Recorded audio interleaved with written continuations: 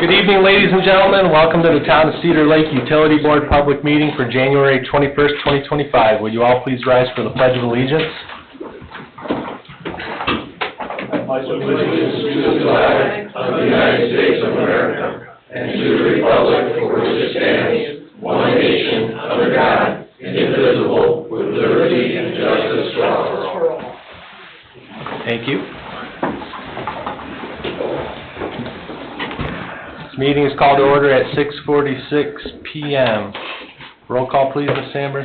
Robert Carnahan? Here. Julie Rivera? Here. Chuck Becker? Here. Greg Parker? Here. Mary Jo Dixon? Here. Richard Hill? Here. Nick Recupero? Here. Present. Jeff Bungie? Present. David Austin? Present. Thank you. First item of business is election of officers. Do we have a nomination for Utility Board President? I'll nominate Rich Teal. Do we have a second? I'll second it. Okay, we have a nomination for Mr. Teal. Any other nominations? Seeing none, roll call, please. Robert Carnahan? Yes. Julie Rivera? Yes. Chuck Becker? Yes. Greg Parker? Yes. Mary Jo Dixon? Yes. Richard Hill? Yes. Nick Recupero? Yes, motion carries 7-0. Mr. President? Thank you. You're welcome. Moving on to item number 2, Utility Board Vice President. Any nominations? I'd like to nominate Mary Jo Dixon. I'll second. All right, we have a motion for Mary Jo Dixon from Julie Rivera, seconded from Nick Recupero. Can I get a roll call? Robert Carnahan? Yes. Julie Rivera? Yes. Chuck Becker? Yes. Greg Parker? Yes. Mary Jo Dixon? Yes. Richard Hill? Yes. Nick Recupero? Yes. Motion carries 7-0. I was kind of habit waiting for you to say that part. I had to bite my lip there. All right, moving on to new business, item number 1, approval of minutes, December 17, 2024. Motion to accept and waive the reading of the minutes. I'll make that motion. I'll second. Have a motion by Ms. Dixon, seconded by Mr. Recupero. Roll call? Robert Carnahan? Yes. Julie Rivera? Yes. Chuck Becker? Yes. Greg Parker? Yes. Mary Jo Dixon? Yes. Richard Hill? Yes. Nick Recupero? Yes. Motion carries 7-0. Item number 2, year 2025 professional services agreement, Nice Engineering. Any discussion? Any questions? No, sir. If everything looks good, I'd entertain a motion. I'd like to make a motion to approve the agreement with Nice Engineering for 2025. I'll second that motion. All right, we have a motion to approve the 2025 professional services agreement with Nice Engineering made by Ms. Rivera, seconded by Ms. Dixon. Can I get a roll call, please? Robert Carnahan? Yes. Julie Rivera? Yes. Chuck Becker? Yes. Greg Parker? Yes. Mary Jo Dixon? Yes. Richard Hill? Yes. Nick Recupero? Yes. Motion carries 7-0. Thank you very much. Item number 3, directions, item number 3, this is something that should not have been placed on the agenda. Mr. Austin, is there any discussion? We do, just for clarity, that we do have enforcement capabilities of the ban for irrigation at still be? You do, you're duly directed, staff can do what you want them to do. Okay. So really, there should be no action on this item. All right, item number 4, direction to attorney to draft SRF letter to IDEM permits. Does anybody have an explanation on this? I didn't ask for it to be on the agenda. Well, I know we talked with Sue about this, but Tim looked like he had his hand up. I mean, my understanding was that that Sue and Don and needed a letter clarifying that the xylem pump skid was sourced from a specialty vendor to clarify the purchasing rules or something. I got that. That is exactly what it is. It doesn't sound like that as you look at this agenda, but that's exactly right, and I'm working on it. Okay. Exactly. I'm fairly certain that's what it means, but that's No, I'm certain what it means. That's to write the letter to the state revolving fund so that we can spend the money? on, Robin's Nest? Well, maybe we can ask, Ms. Hayes, she is online. Yeah, what that is for, is to, Brandy Rodriguez, the engineer in charge of our project, has asked that we have our attorney's letter, stating that we followed the bidding rules, and of course, in this particular case, it would be the exception to the public bid on those because it's specialty equipment. And she, unbeknownst to me and anybody else, she wanted this letter for their backup. And I'm working on a little bit of background language for David to include in the letter, and then we can send it off to the SRF. All right, thank you, Sue. You're welcome. Any discussion from the board? Attorney Austin's clear on what we need? Crystal. Crystal? All right. If you're looking for a motion, Mr. President? Yes, sir. I'll make a motion to direct town attorney to draft this SRF letter for IDEM permits, showing that we are following the bidding rules. I'll second that. Right, we have a motion from Mr. Cupido, seconded by Mr. Becker, to direct our attorney to draft the SRF letter for IDEM permits. Mr. Chairman, that's entirely accurate what Nick just said. I want to make sure on the record it's clear. You're not following the bidding rules because this is a special purchase, and because it's a special purchase, there's an exception proceeding in Title V that permits unique, non-compliant bidding and purchasing to occur. That's what this is about. Okay, so it's not following the rules, it's an exception to the rule. And it's in the code, it's 5-22. Okay, Clearly is able to be done, and you will be doing it. That's what Sue and I have been talking about, having the right language for justification, proper justification for the exception. okay. I'll amend my motion to include the verbiage that Attorney Austin just gave. I'll second it. All right. And we have a motion by Mr. Cupido, seconded by Mr. Becker. Can I get a roll call, please? Robert Carnahan? Yes. Julie Rivera? Yes. Chuck Becker? Yes. Greg Parker? Yes. Mary Jo Dixon? Yes. Richard Field? Yes. Nick Recupero? Yes. Motion carries 7-0. Moving on to item number 5, direction to proceed with the design of WPM pump house. Mr. Kubiak? I asked you to be on there. We just want to begin the process of getting some drawings and getting our paperwork together, so when we are ready to construct this pump house, that we have plans. We so far have a survey for the property with a place for the building to go, but we just kind of wanted to proceed with getting our plans on paper, so that way, when able, we will have something to submit to IDEM for the permit. So we're just kind of getting that ball rolling, so we're not behind, trying to get it ready before we need it, I guess. Okay, that was something I believe you discussed when I was at the department head meeting the other day. Yeah. Right, any questions? Were the funds for this work coming from that, what was it, the ARPA funds? Is that what we were using? You guys already spent your ARPA money. Okay, the county? I'm imagining this would be from the east side funds that we have. I think that's kind of where that was. Yeah, if you're talking Allocated county going Yeah, ARPA county, money, then, yeah. yeah. Yep, it's county money? Okay. That's all I have. Okay. If that's it, that'd be looking for a motion. I'll make a motion to direct, direction to proceed with the design of WPM pump house. I'll second. All right, we have a motion by Mr. Recupido, seconded by Mr. Becker. Can I get a roll call, please? Robert Carnahan? Yes. Julie Rivera? Yes. Chuck Becker? Yes. Greg Parker? Yes. Mary Jo Dixon? Yes. Richard Field? Yes. Nick Recupero? Yes. Motion carries 7-0. Moving on to item number 6, current water capacity needs planning discussion. Mr. Baldwin?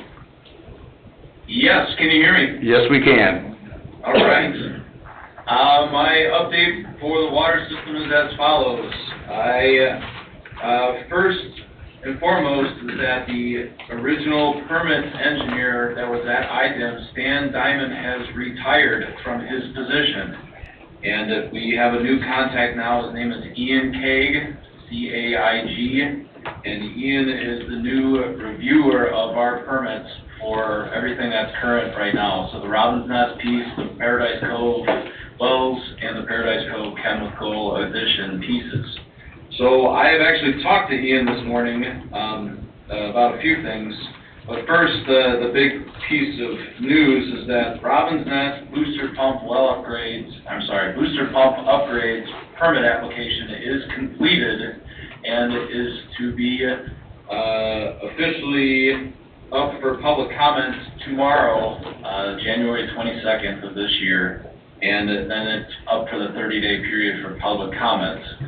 What this means is that Robin's Nest is then up and ready for the end of February, early March, to then proceed if all goes to plan for that. But that is the big news. Robin's Nest permit application has been completed, and Ian Caig has signed off on that, and that is moving forward currently.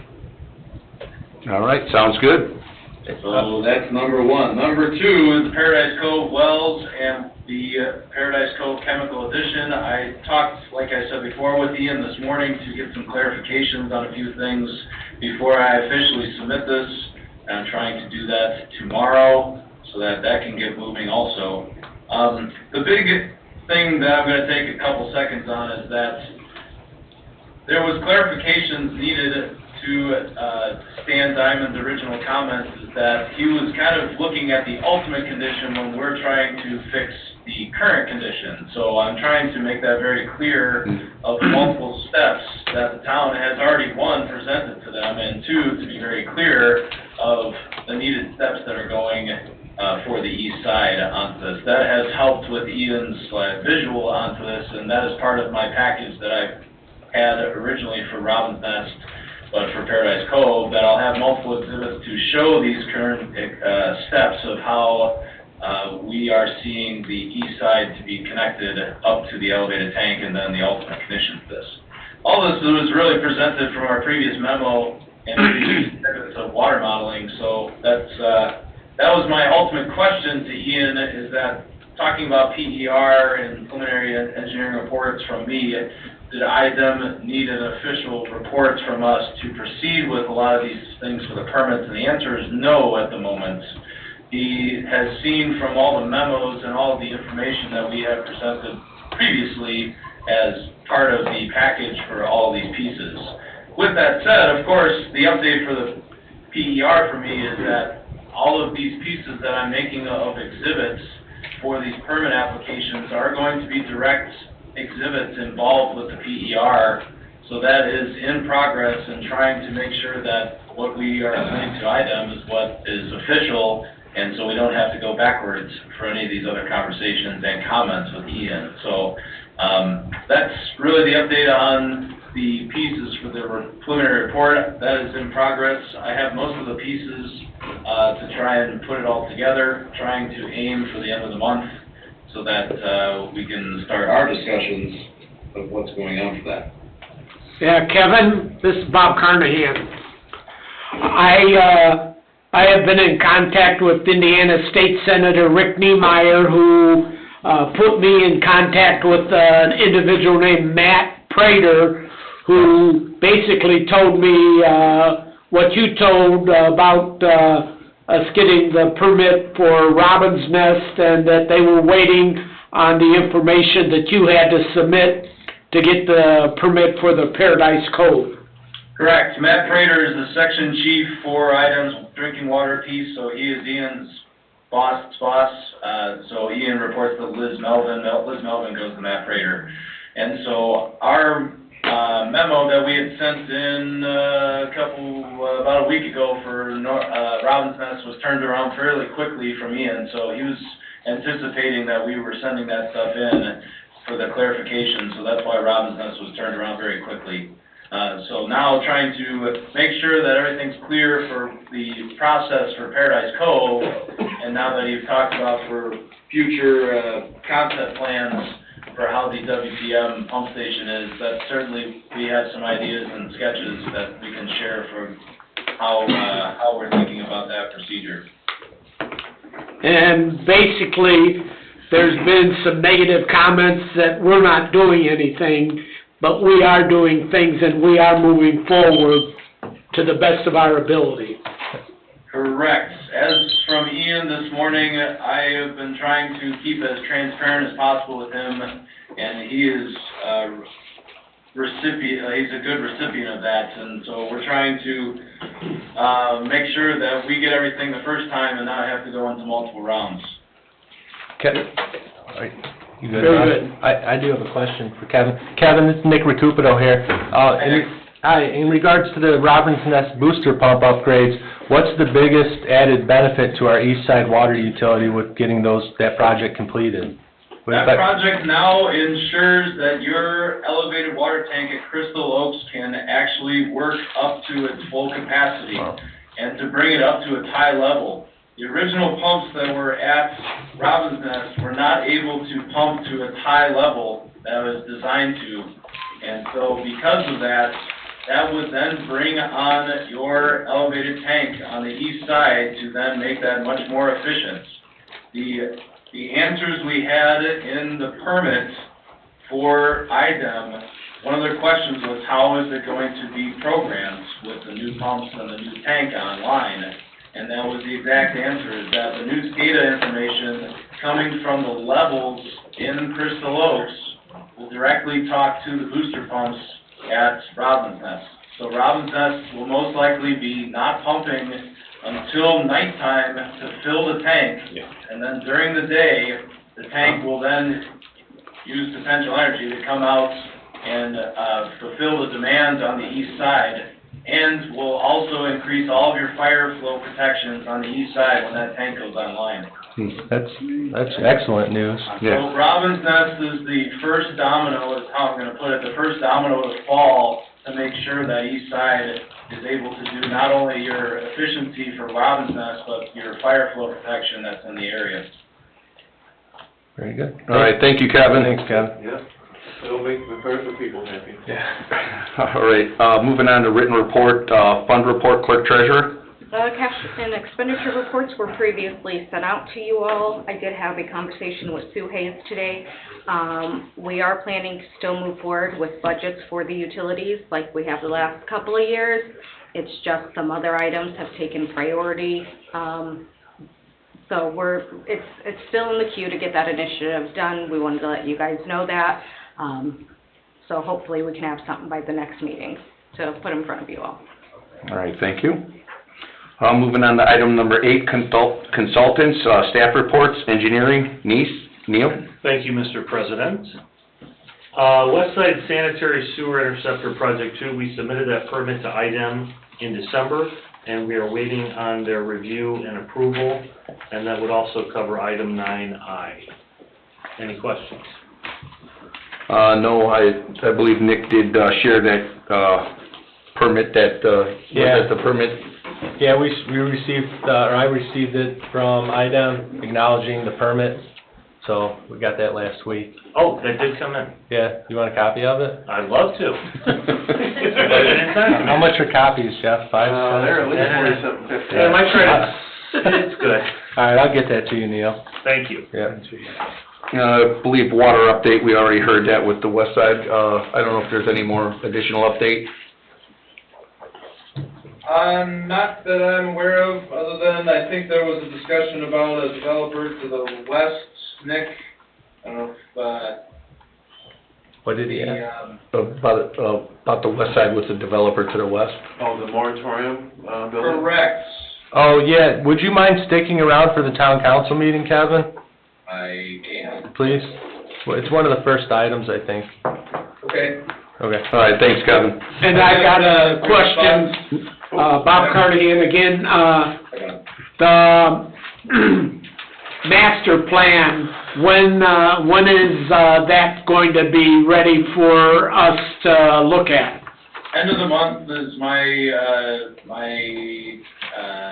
target for giving you a draft on where we're at. All right, thank you. Thank you, Kevin. Moving on to item B, Director of Operations, Mr. Kubiak. Just that, update on the lift station 1 on the South Shore. That pump should be hopefully back next week to get put back in there and back up and going. So it's been running along fine on the one. But it'll be, they got the parts in, got our quote back. They're waiting for a part still, but they said they'd hope to have it back next week, so. Okay. It'll be back up in action, so, All right, thank you. thank you. Item number C, Town Attorney. I have no reports.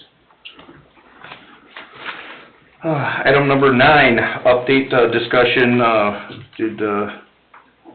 kind of discuss the item 1, then moving on to 2, Lake County JICA for East Side Water Development in the amount of $650,000.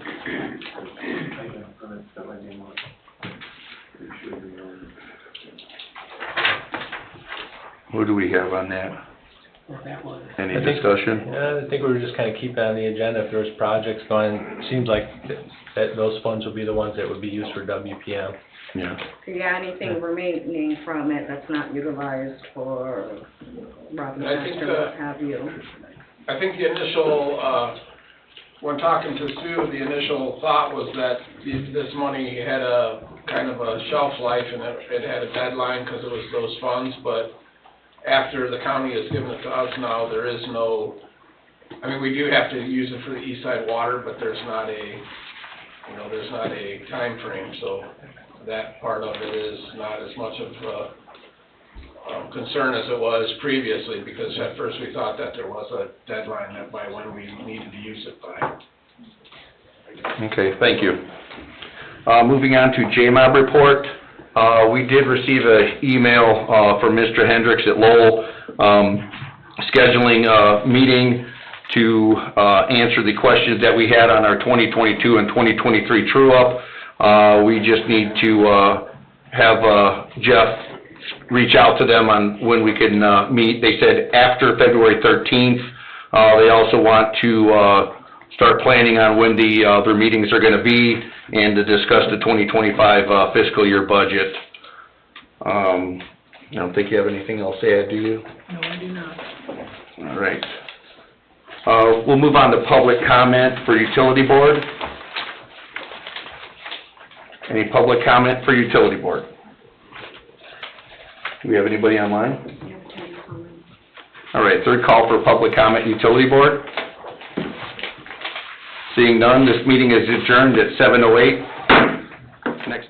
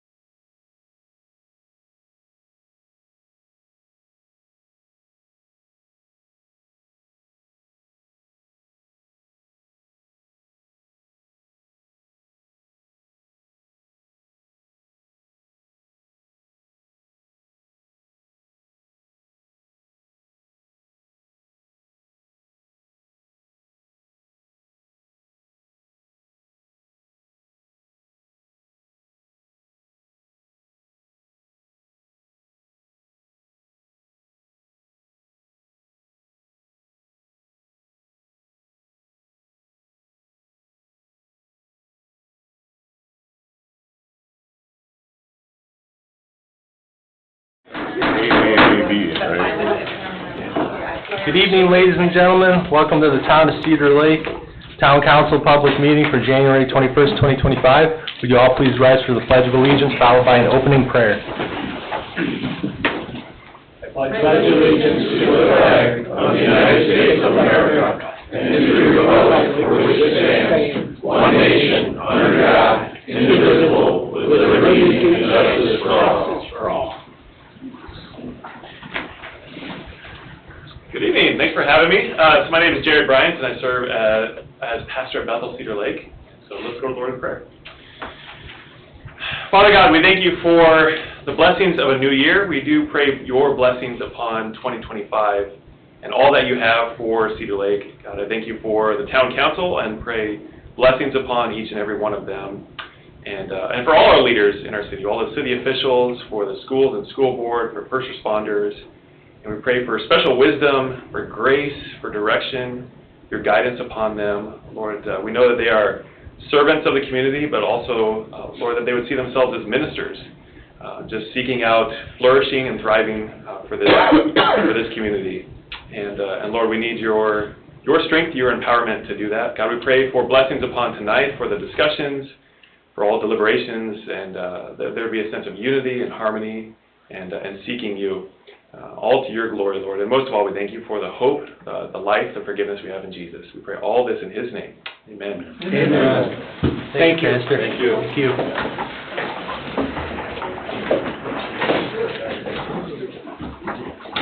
Meeting is called to order at 7:20 p.m. Roll call, please, Ms. Sandberg. Robert Carnahan? Here. Julia Vera? Here. Chuck Becker? Here. Mary Jo Dixon? Here. Richard Beal? Here. Greg Parker? Here. Nick Recupido? Here. I am present. Jeff Bungie? Present. David Austin? Present. Thank you. We'll start with presentation from VS Engineering. Good evening, Tim. Good evening, Board. Thank you for having me.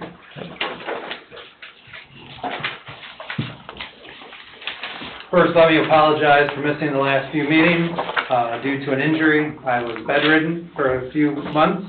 I'm now back on my feet and feeling much better. With a little limp, you'll notice, but we're definitely moving around. So thank you for your patience on this. So tonight, I really want to go over where we're at, lay out the next steps on the sidewalk project, kind of some of the assumptions we're making on the next steps based upon previous conversations, listening to the public feedback, and then really presenting our path forward that we are projecting. So over this last year, we've really come further than where we were. We looked at different alternatives, we looked at different phasings, we looked at putting it adjacent to the roadway, reducing the roadway in the section. While listening to the public, we've decided that's not what the public wants. We're moving forward with the buffer and looking at what that means. So, in front of you, I provided a Gantt chart for the two phases on how to lay that forward. Also, you'll see the three exhibits, one for phase one, and then two for phase two. Phase two is a little bit longer, so needed 2 pages for that. So, next step. So, in order to move forward with this, it's going to be the right-of-way process.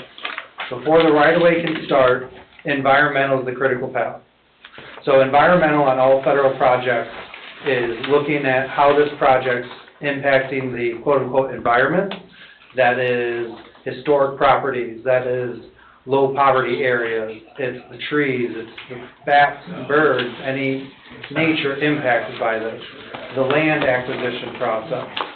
So because we're looking at phasing this, the environmental is needed for the entire project, both phase one and phase two.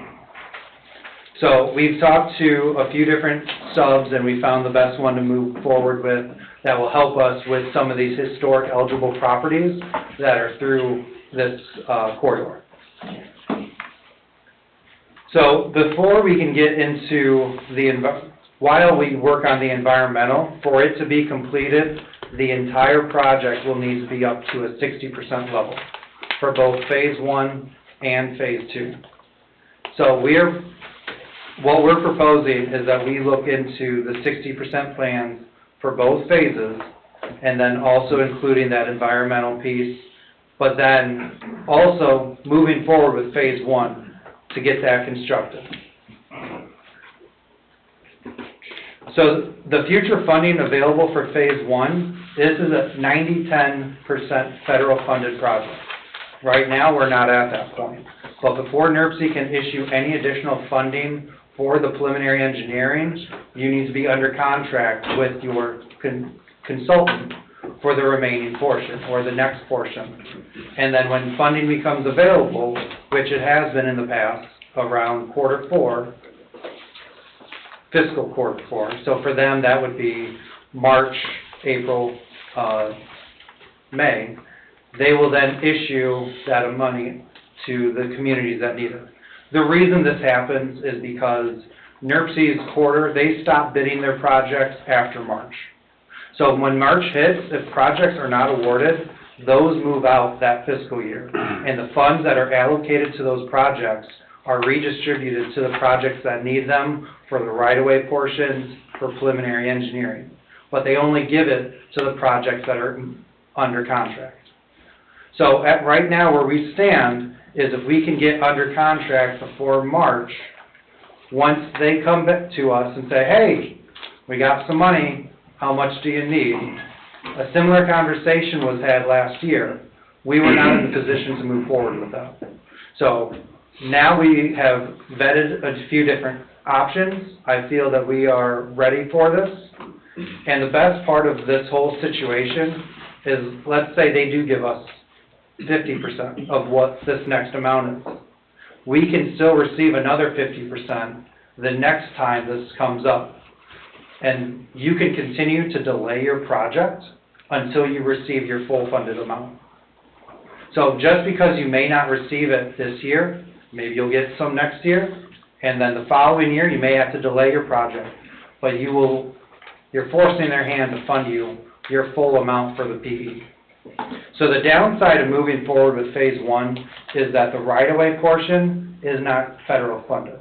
So phase one, we're looking at needing 9 parcels for it. And so what we would present in our fee is to do the right-of-way engineering and only that amount.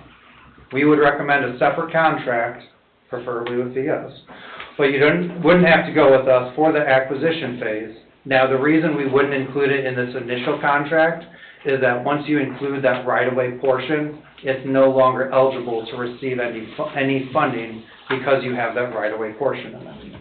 So we keep these two separate contracts so that we can keep the PE moving, get 90% federal funded, and then the right-of-way acquisition would be 100% local for those 9 parcels. The remaining 36, we would be submitting for the next call for NOFA, which would be October 2026. The reason this date is very important is we would be in a position to have our environmental document approved, which allows that to score higher, and with this now being considered a legacy project, it'll score even higher, which is a better chance to receive the funding, which would include funding for 36 parcels, construction for phase 2, and funding the rest of the preliminary engineering. The 60% that we would take phase 2 is the bare minimum to get it to there. We're not getting soil bores, we're not looking further. We could delay, never mind. I was going to say we could delay the survey on that southern portion. So we do need a little extra survey for some new buildings that have been constructed, the beautiful fire station, as well as Domino's on the north side. We want to make sure we're tying into the infrastructure that they put in place and ensure proper drain flow. So we would need a little bit of survey for that. But any geotech for the MSC wall or the retaining wall, we would delay that to the next phase because we don't need that for a 60% plan cut. We can make some assumptions and use some engineering logic to move forward with that. So phase 2 will have some PE to get that from 60 to 100, but we're trying to minimize getting it to that 60. So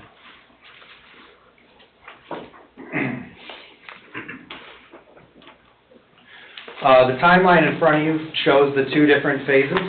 So moving forward with phase 1, which is the top one with the blue, that would be pushing it to the 2028 letting and getting the right-of-way bought, getting all that there. For phase two, you see the NOPA timeline included, when you can get that issued. That will have to include an RFP for the buying services, and that will then help you, that will then get you through the rest of the right-of-way process, putting that at a 7/30 levy, meaning bidding. So it's a little far out, but if phase one gets delayed to ensure that you get the full funding, there could be an opportunity that these two projects align entirely, so. So you're telling us there is benefit to delaying?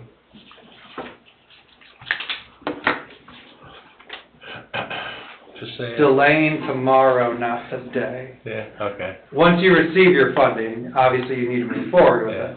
And then you need to see how much you're able to get this year and next year to ensure you're getting the full 90%. Okay. And we have, I know we, at the beginning of 2024, when we took a look at this project, I believe we cut a lot of cost out of this, right? Mm-hmm. And so do we have everything pared down, with the comment from the council and the public, is everything pretty much fine-tuned now? No, so that brings me to my next point of something that I think we need to include in this next tier, and I want to have client design meetings.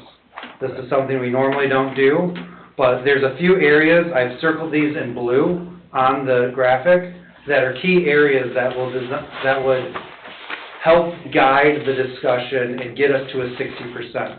It could include a sign for a business, to how do we want to get around a parking lot, and what's the best way we can do this. With some of the upcoming changes that are anticipated with some town employees, we think it would be good if there's a committee put together that we could work with to help have a unified idea on how this moves forward, and then I would come back to you all and present the findings and how we're moving forward throughout the summer. Okay. And so on your Gantt chart, you'll see those called out, 3 separate ones.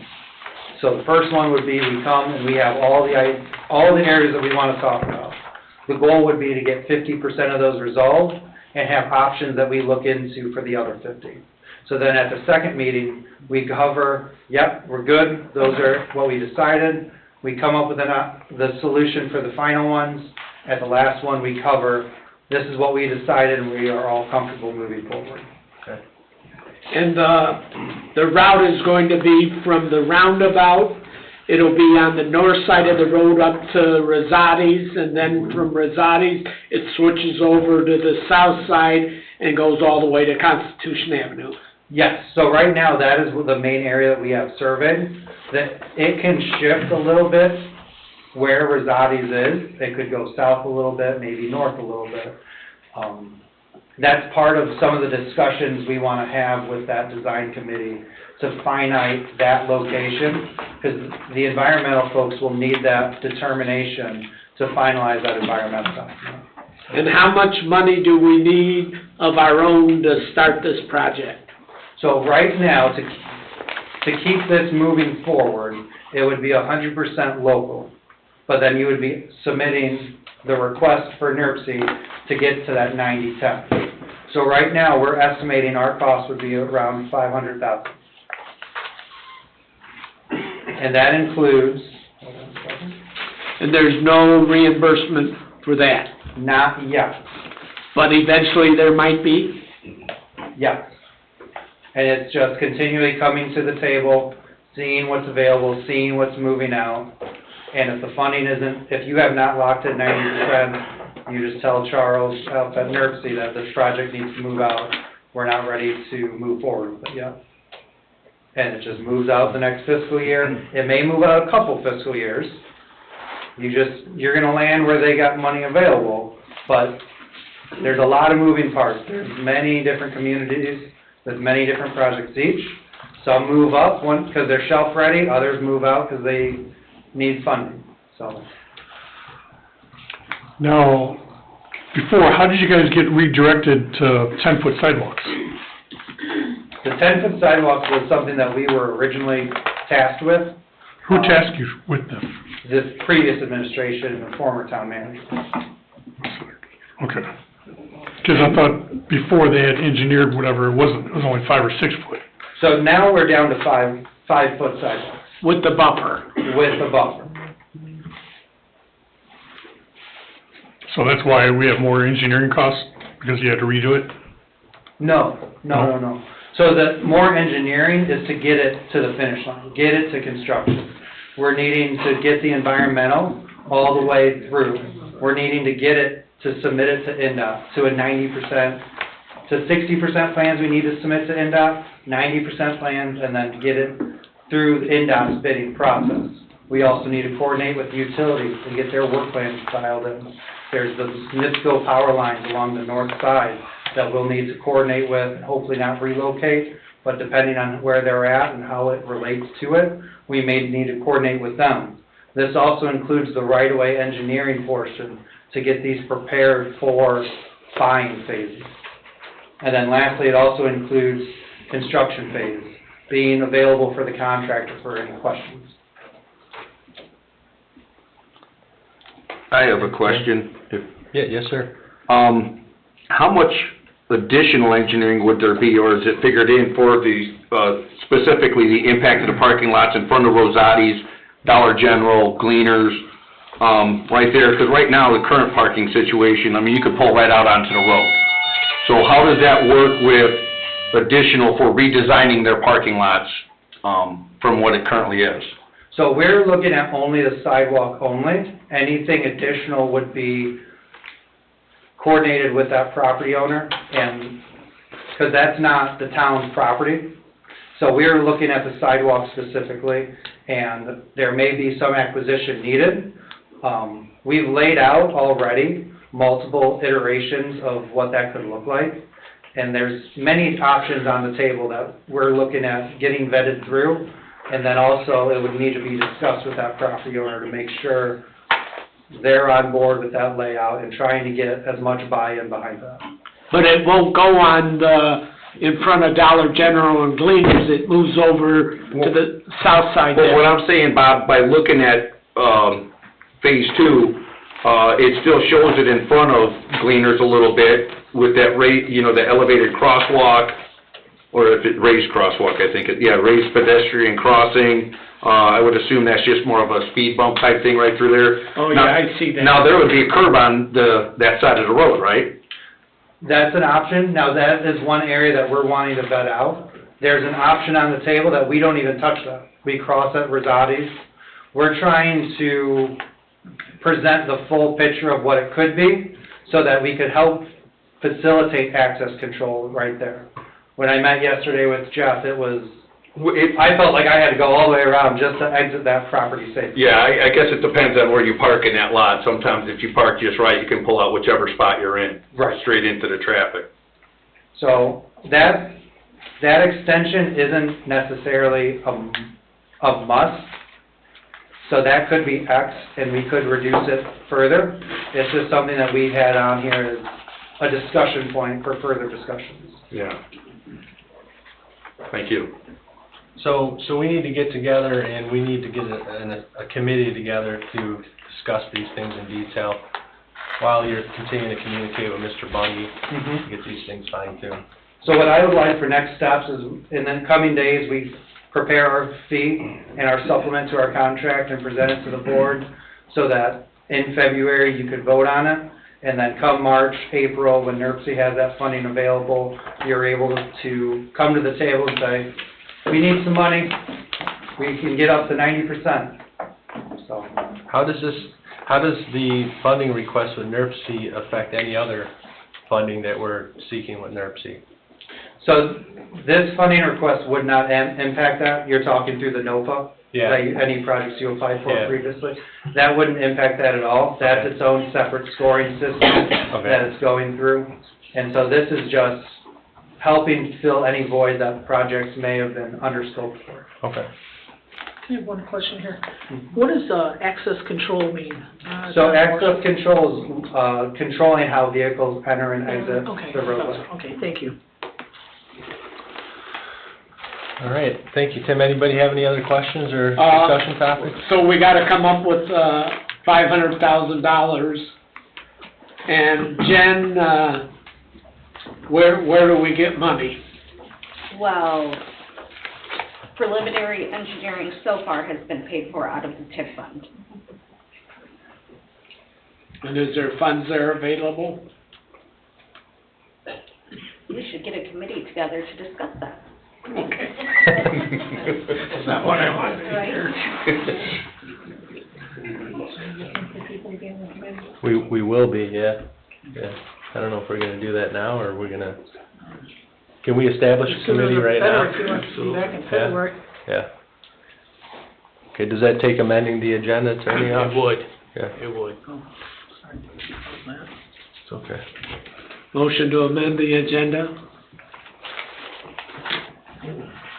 I'll second. Okay, we have a motion and a second to amend the agenda. Roll call? Robert Carnahan? Yes. Julie Rivera? Yes. Chuck Becker? Yes. Mary Jo Dixon? Yes. Richard Peters? Yes. Greg Parker? Yes. Nick Recupido? Yes, motion carries 7-0. Okay, so we need to create a committee. That's what your intention was, right, Bob? Yes. Okay. I'll serve on it. If anybody else is interested.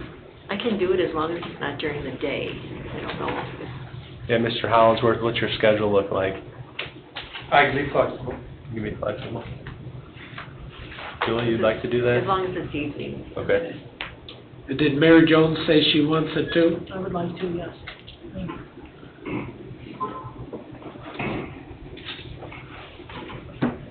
Rich? I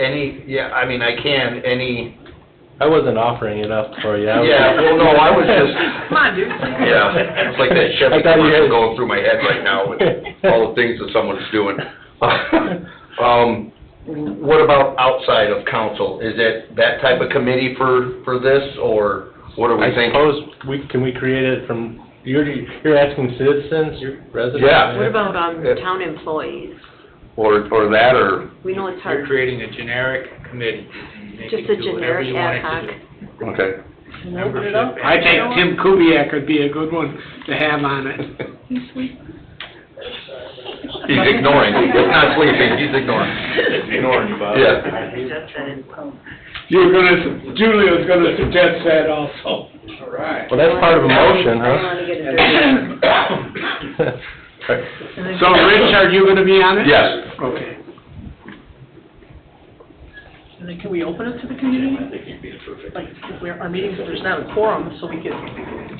Yeah, as long as we can only have 3 council members, and we can have however many you wanna put on it. I think if we're trying to do this quickly, though, Right. we should just keep it. That's what I'm saying, we'll just keep it a public meeting, and if Oh, people yeah, come, we'll it let could be them public. talk to us. So, Yeah. is somebody making a motion to appoint Ms. Dixon, or Mary Jo Dixon, Julie Rivera, Richard Teal, and Tim Kubiak to this So moved. design committee? Okay, is there a second? I'll second it. Motion made by Mr. Carnahan, seconded by Mr. Parker, to appoint these individuals to the design committee. Any discussion? How soon do we have to meet, do you think? May, I think was when I had it slated. Okay. I thought you said you want to come back to the next meeting in February. Well, the next meeting was for you all to vote on our contract. Oh, okay. And then from there, once we're under contract, the next phase of Sorry? this.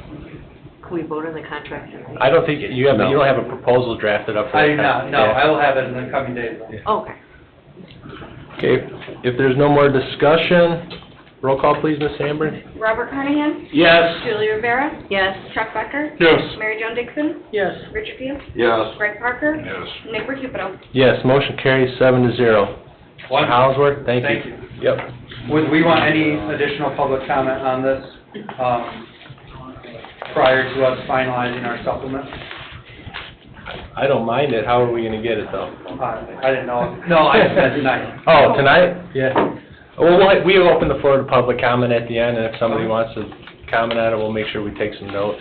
Okay. Yep. And when we do our public comment, it's on the agenda, so that they can comment on in the beginning too. Yeah, yep. Good Good idea. It's an agenda item, and we could open that up now for public comment. Okay, No, it isn't. we will. Okay. Thank you, Mr. Hollingsworth. Thank you. Thanks so much. Thank you.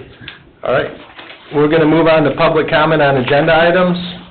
Public comment on agenda items only. Carol Parker, 7227 West 136th Court. Are the drafts or the plans available to the public to look over, to see what you guys are looking at? I would assume we could probably get those posted, well, you could probably give them to the lady here. Yeah? Oh, is it half and a half? Yeah, they shall receive. Yeah. Okay. Thank you. And yeah, I'm sure there's people, myself included, that would be interested in doing a committee, Okay. being part of the committee. All right, thank you, Ms. Parker. Anyone else for public comment on agenda items? Kevin Toth, 9725 West 129th Place.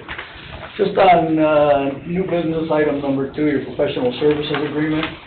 Just like to ask the council, in the name of fairness and independence, I would like to ask you guys to consider allowing the Board of Safety out of all of the boards to have its own legal representation separate from the council's attorney.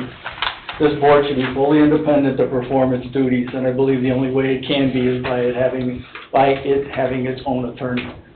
So please consider that when you take this up. Yes, sir. Thank you. All right, any other public comment on agenda items only? Seeing none, public comment on agenda items is now closed. Consent agenda. Bear with me. Number 1, minutes from December 17, 2024, regular meeting minutes. December 23rd, 2024, special meeting minutes. Claims, all town funds, $2,094,021.36. Wastewater operating, $209,958.84. Water utility, $147,010.78. Stormwater, $240,144.17. Payroll, December 19th and December 31st, 2024. January 2nd, 2025, and January 16th, 2025, $1,071,288.05, and December remittances, $263,818.32.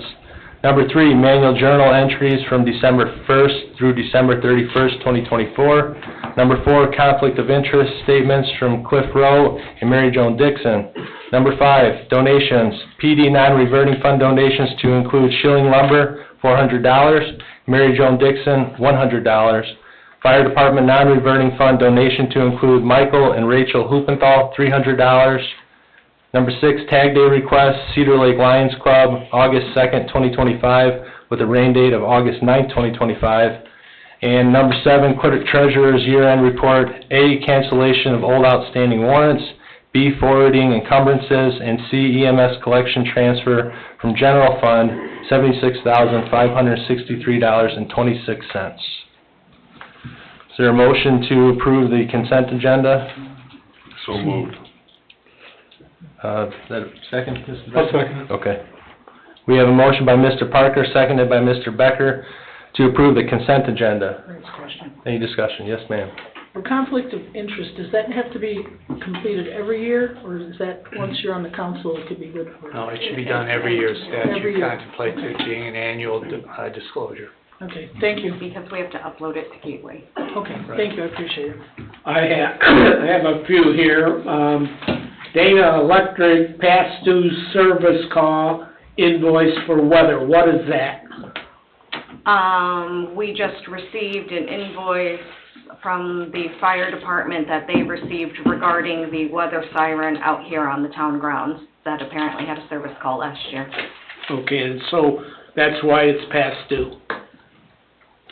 All right, then, looking at James Chrysler Jeep, old 60 washer, reservoir rack and pinion, that's $3,969.49. Is that an old vehicle? It's auto parts. It's a 2019 Dodge Charger that was repaired last year. There was a PO done on it. It was submitted to the clerk treasurer. Okay, so is that going to be replaced, that vehicle? No, that's a 2019 with low mileage on it. Low mileage, okay. So that's just stuff that needed to be repaired. Okay, then, I guess this will be for Tim. Vehicle repairs, J&M equipment, there's 6 items. who is J&M Equipment and, J&M Equipment is the heavy equipment mechanics that we use, and we had a slew of plow trucks that needed repairs, from starters to, there was all kinds of issues with, there was like 6 things all at a time, so. and then, there was a number of things in here for IDEM. What were they for? Does anybody know? There's annual permitting fees that have to be paid. Water testing probably. I think it's related to the NPDES. Right, that was $2,878.50. Those are just items that caught my eye. Yeah, the item ones, they're annual. We get them every year. All right, thank you. Thank you, Mr. Carnahan. If there's no more discussion, roll call please, Ms. Amber. Robert Carnahan? Yes. Julie Rivera? Yes. Chuck Becker? Yes. Mary Jo Dixon? Yes. Richard Hughes? Yes. Greg Parker? Yes. Nick Cupido? Yes, motion carries 7-0. Thank you. Move on to BZA Plan Commission. Number 1, waiver of moratorium request and water sewer hookups for 10708 West 133rd Place. We have a petitioner or representative here.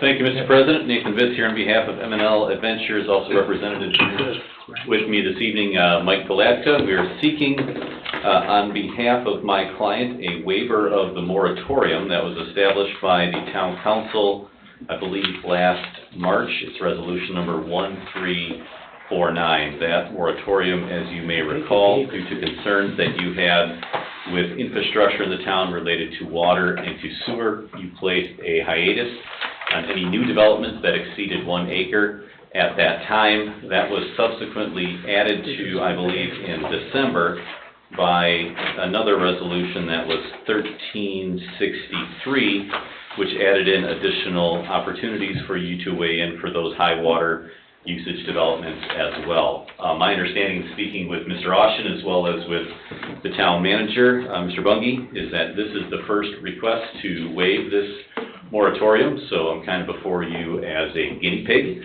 so to speak. But as you may recall, back in August, my client was before the Plan Commission, and this is approximately 1.863 acres. I've got before you a 2-page handout. This is located at 10708 West 133rd Place. It's that vacant parcel near the railroad tracks. There's a brown outbuilding on the left-hand side. A couple of trees were recently taken down. My client, for about the last decade, has operated a very successful dance studio in town. They've outgrown that. My client is looking not only to invest in town to move that dance studio, but also invest in a very professional-looking building that can house up to 6 professional spaces, whether it's for restaurants, drive-thrus, professional office spaces, retail. So we're under contract to purchase this building. It's 1.8 acres. Due to your current moratorium, we can't pass go until we get a green light from the town council. Now, in preparation of this meeting, we sat down, we requested late November, early December to have a meeting with town council officials. Very pleased to say we had a good meeting with Jeff, with Mr. Kubiak, as well as with Don Oliphant, your town engineer. We have learned that there is water that is running parallel along 133rd. There's an existing, they believe, a 1-inch tap that's there, as well as there's opportunity to tap into the sewer that's running adjacent to the property as well as through the property. In speaking with town officials, it's my understanding that probably we'd have to increase the size of that tap currently. Not a big deal. Obviously, that'd be something that my clients would have to pay for. And the other thing that we discussed is with the possibility of having up to 6 units in that commercial building. Obviously, what we'd have to do is similar with any other development is you'd have splices or Ys that would come off, and as people would tap into the system, they would pay a tap-on fee at that point like anyone would routinely. Beyond that, what my client does acknowledge is that there is a restriction on water use.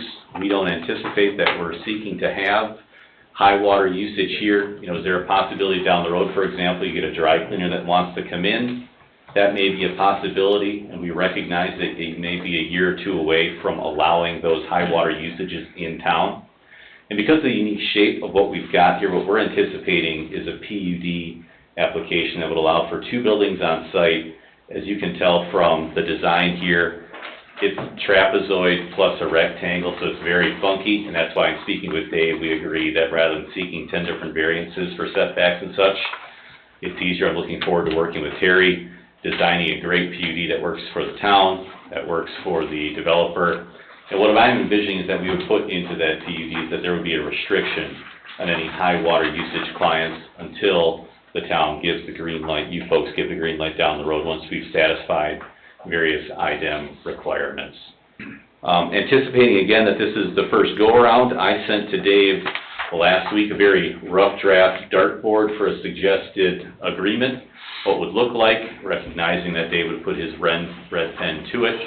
But that's what we're requesting from you this evening, is a waiver of the moratorium, specifically 1349, and then making any and all future development plans subject to Plan Commission development and approval. And we're very excited to move forward with this project. You just referenced how we're going to get the funding for development in town.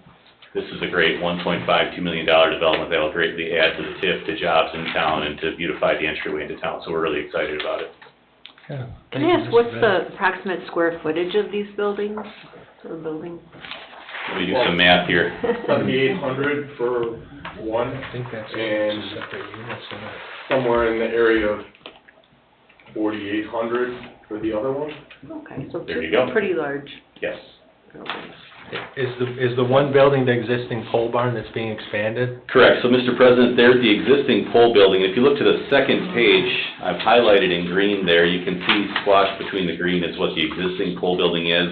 What my client would like to do is to add to the front of it, beautify the front of it, and that would be turned into office space, and add to the back end. And you might say, well, Vis, why do we scrunch it right up against the, it appears to be railway property there? Mm-hmm. I've gone back in time with Dan over in the mapping department at Lake County. It appears, from what he and I have deduced, when they transferred this section of the railway back in like 1935, they missed about 1.5 acres here between the transfer. I think it was between the Cleveland Railway and another railway at the time. So this is a funky piece of railway land that's currently owned by no one, really. That's a topic for legal scholars on another day, but that just gives you a historical sense of about a century ago why we've got that funkily shaped piece of property here with no one owning it. I thought North Fork owns it. Well, Mr. Carnahan, they may claim to own it, but the legal title as it currently exists at the Lake County Recorder's Office does not show it.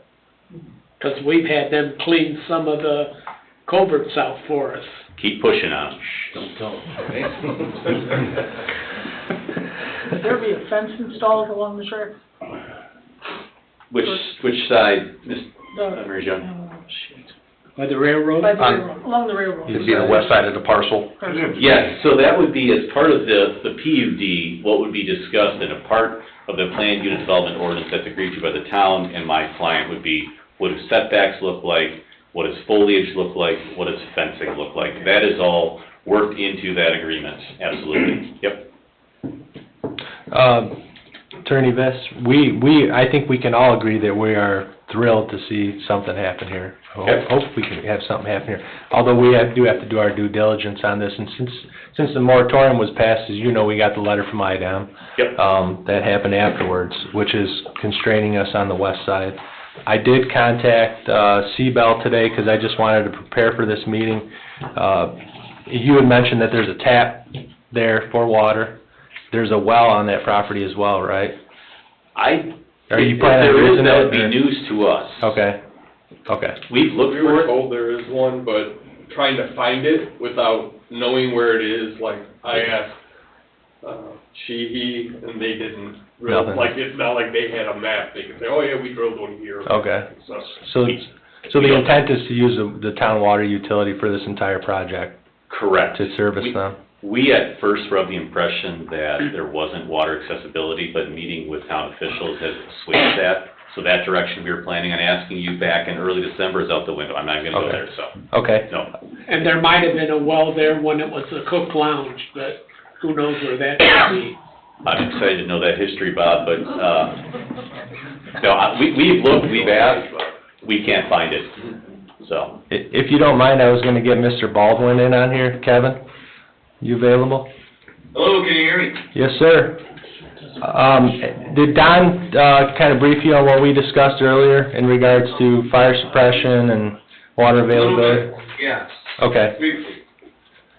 So that was a big question that I had when I talked with Don, was, do these buildings or building need fire suppression? Sure. I don't know what the answer is to that. And I believe the answer is no, based upon the size of what we're building. It's under the square footage. It's under the square footage. That's as simple as that. It does require fire stops and fire stops to the ceilings, or not ceilings, I'm sorry, to the roof lines. Okay, Fire separation, but not fire suppression. Right. okay. And I would anticipate as part of that, as the build-out occurs, Mr. Wilkening and staff would be in to check each build-out to ensure that it's up to code. Okay. Absolutely, we do all new construction. Yep. All right, Kevin, did you have any questions based off of the Sure. discussion? I think a couple of the usual questions that come up for development is if there is known fixture counts of what the anticipated water demands would be, if it is a dance studio, would it just be bathrooms or a few sinks? If it's gonna be retail or if it's gonna be restaurant, playground, and life, whatever information you're able to provide will help with the transparency of how much is coming onto the system, if you get my drift onto this. So that's, I think the best way of, if it's a simple form to know your anticipated water demands at this time, that I think will help not only myself, but I think the board, just to be very clear of what is known at this time of what water demands are coming in. Is there any anticipated irrigation that's coming onto your development? I would not anticipate irrigation. The majority of this, Kevin, is gonna be covered with, blacktop. There is a green space, but that green space is where, there's gonna be a swale for water retention. So I doubt we'll want to wet down an already perhaps damp area, but no, I'm not anticipating that there's gonna be irrigation. So, and then the other one that I had was typical time of operation. Is there anticipation for a 24-hour usage, or is it gonna be like typical 6 to 8 or 9 PM? It's like during the day kind of? Typical. I'm anticipating it's B2 use for the main parcel up front. It's proposed to be built out with the possibility of drive-through on either side, and it's up to potentially 6 units, so retail, professional office space, or say, for example, like Starbucks drive-through, that sort. And then in back is going to be the dance studio, and what you're anticipating there is just bathrooms for office space and for the students. So minimal, again, usage there, and that's typically 3 to maybe 7 or 8 at night. And then for the subject parcel up front, what you're looking at there is maybe your 6 o'clock in the morning to maybe your 9 o'clock at night, but not 24 hours. So I think this will help all of us if you're able to do a preliminary memo of what you know of water usage and demand at this time. I think that'll help everyone see the picture of what's going on with this. The example of a coffee shop is something just to be of note, to just be able to anticipate that for the future onto this. So what you're looking for me, sir, is just demonstrate what water usage may occur on this property so that you can evaluate whether or not the suggested uses may have a detrimental impact on the existing infrastructure. Is that what I understand? That's certainly one of the pieces. It's really just knowing up front what's coming and knowing how much we need to anticipate for future expansion to the water system if that ever comes. So that's really much more of knowing what to expect, that we can be at the ready for the west side for this. And so that's why, if it is more of a typical demand to be added on, that's what we're just trying to be more transparent with this particular process, especially concerned with water. So my understanding that that's a step the town council wants to take first, to have this studied before we approve waiving the moratorium? When I talked with Don earlier, and Don relayed that to Kevin, I thought that was a good idea, and maybe Attorney Austin can chime in as well. We talked about this, and you have since supplied a document to Attorney Austin too. What type of review is needed here? Well, the details of usage, which will form the foundation for how we handle this particular matter and request, and future. This is the template. So we're all starting from scratch and giving it a first draft preparation, and we've talked about that.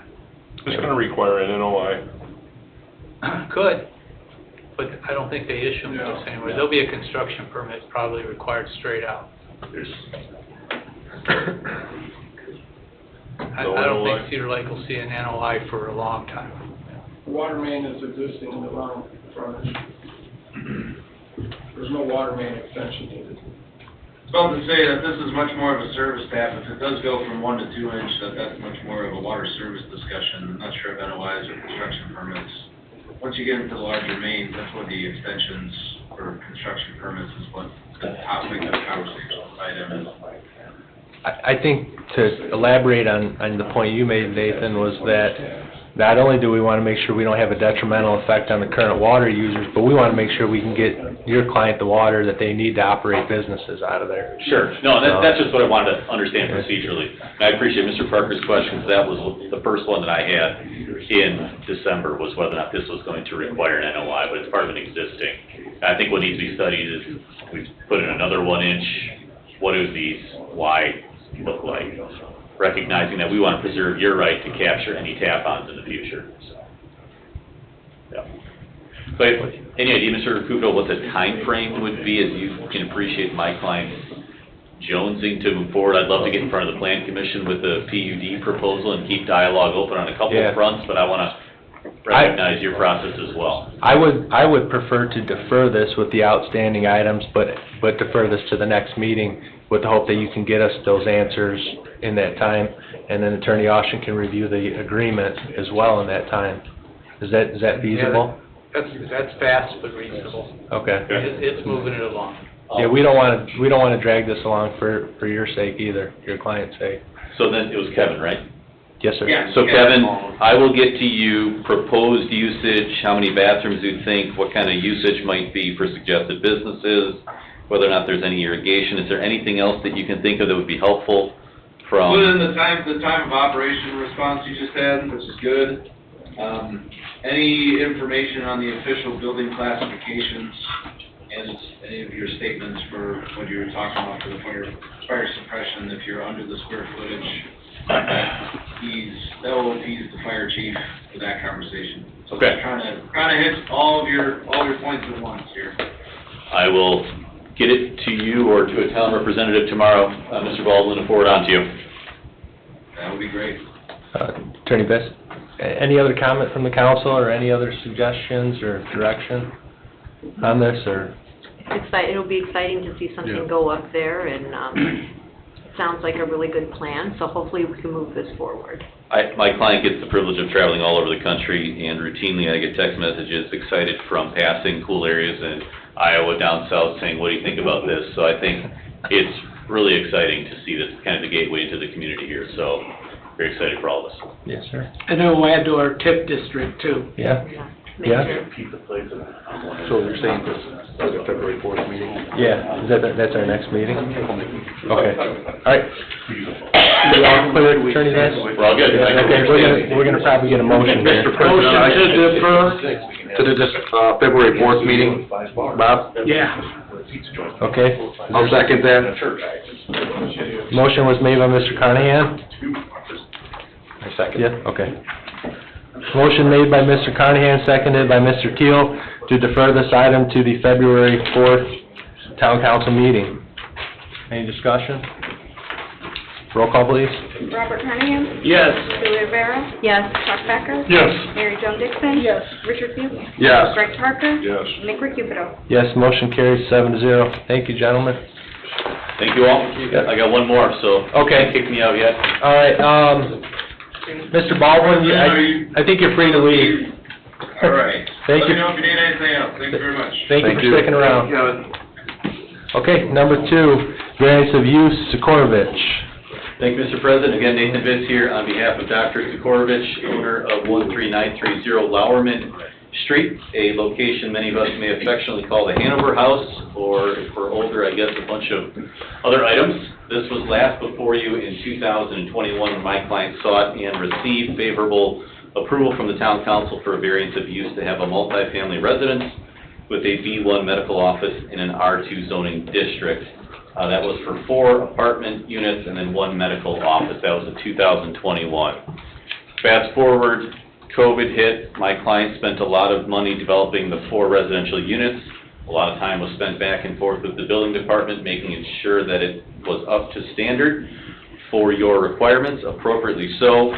Then in the last year, my client turned his attention to the development of the medical office, extensive back and forth. We received approval downstate for the development, working closely with the building department for signage and for illumination of the parking lot. And then about 2 months ago, everyone stepped back and said, hey, wait a minute, this was granted approval 4 years ago.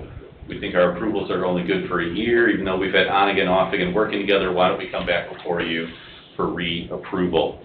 And since that original approval, there's really only, I think, one thing that changed. Previously, it was approved for mainly telemedicine.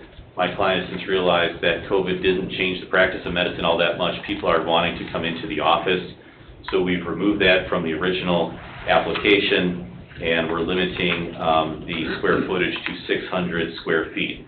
The second item that's now been appropriately added in, your oversight has indicated that I think it's chapter 14 or 17, Dave, correct me if I'm wrong, but if we are going to do a variance of use like this, then it also requires going back to the Plan Commission for a review of the site plan.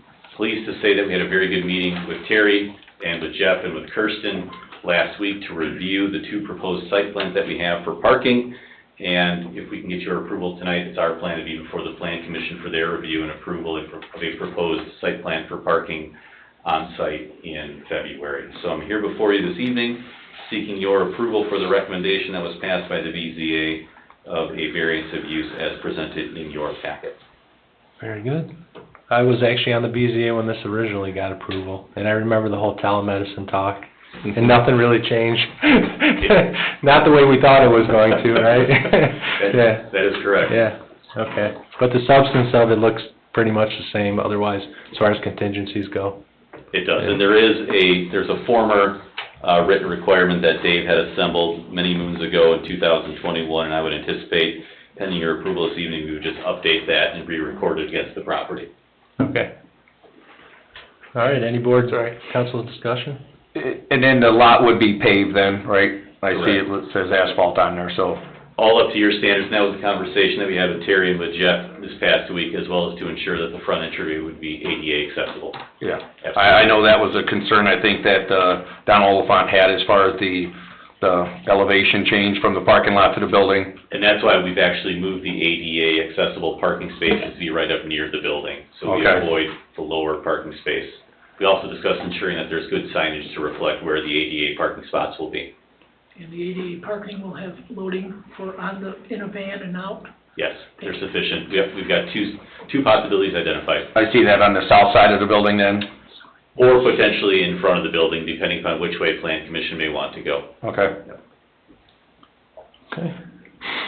This did receive a favorable recommendation of 5 for, 0 against from the BZA. I'd like to make a motion to approve. I'll second.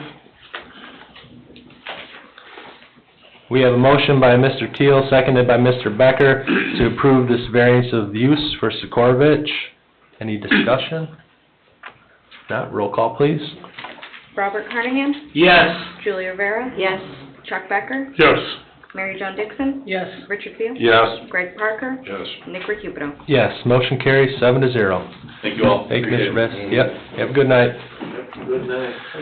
All right. Thank you. Number 3, Summer Winds Commercial Maintenance Letter of Credit Extension to expire on April 21st, 2025 in the amount of $25,752.60. Any discussion on this item? This was just an updated item that was, it's basically a rollover. I believe it was scheduled to expire tomorrow on the 22nd. And it was properly before the Planning Commission last week.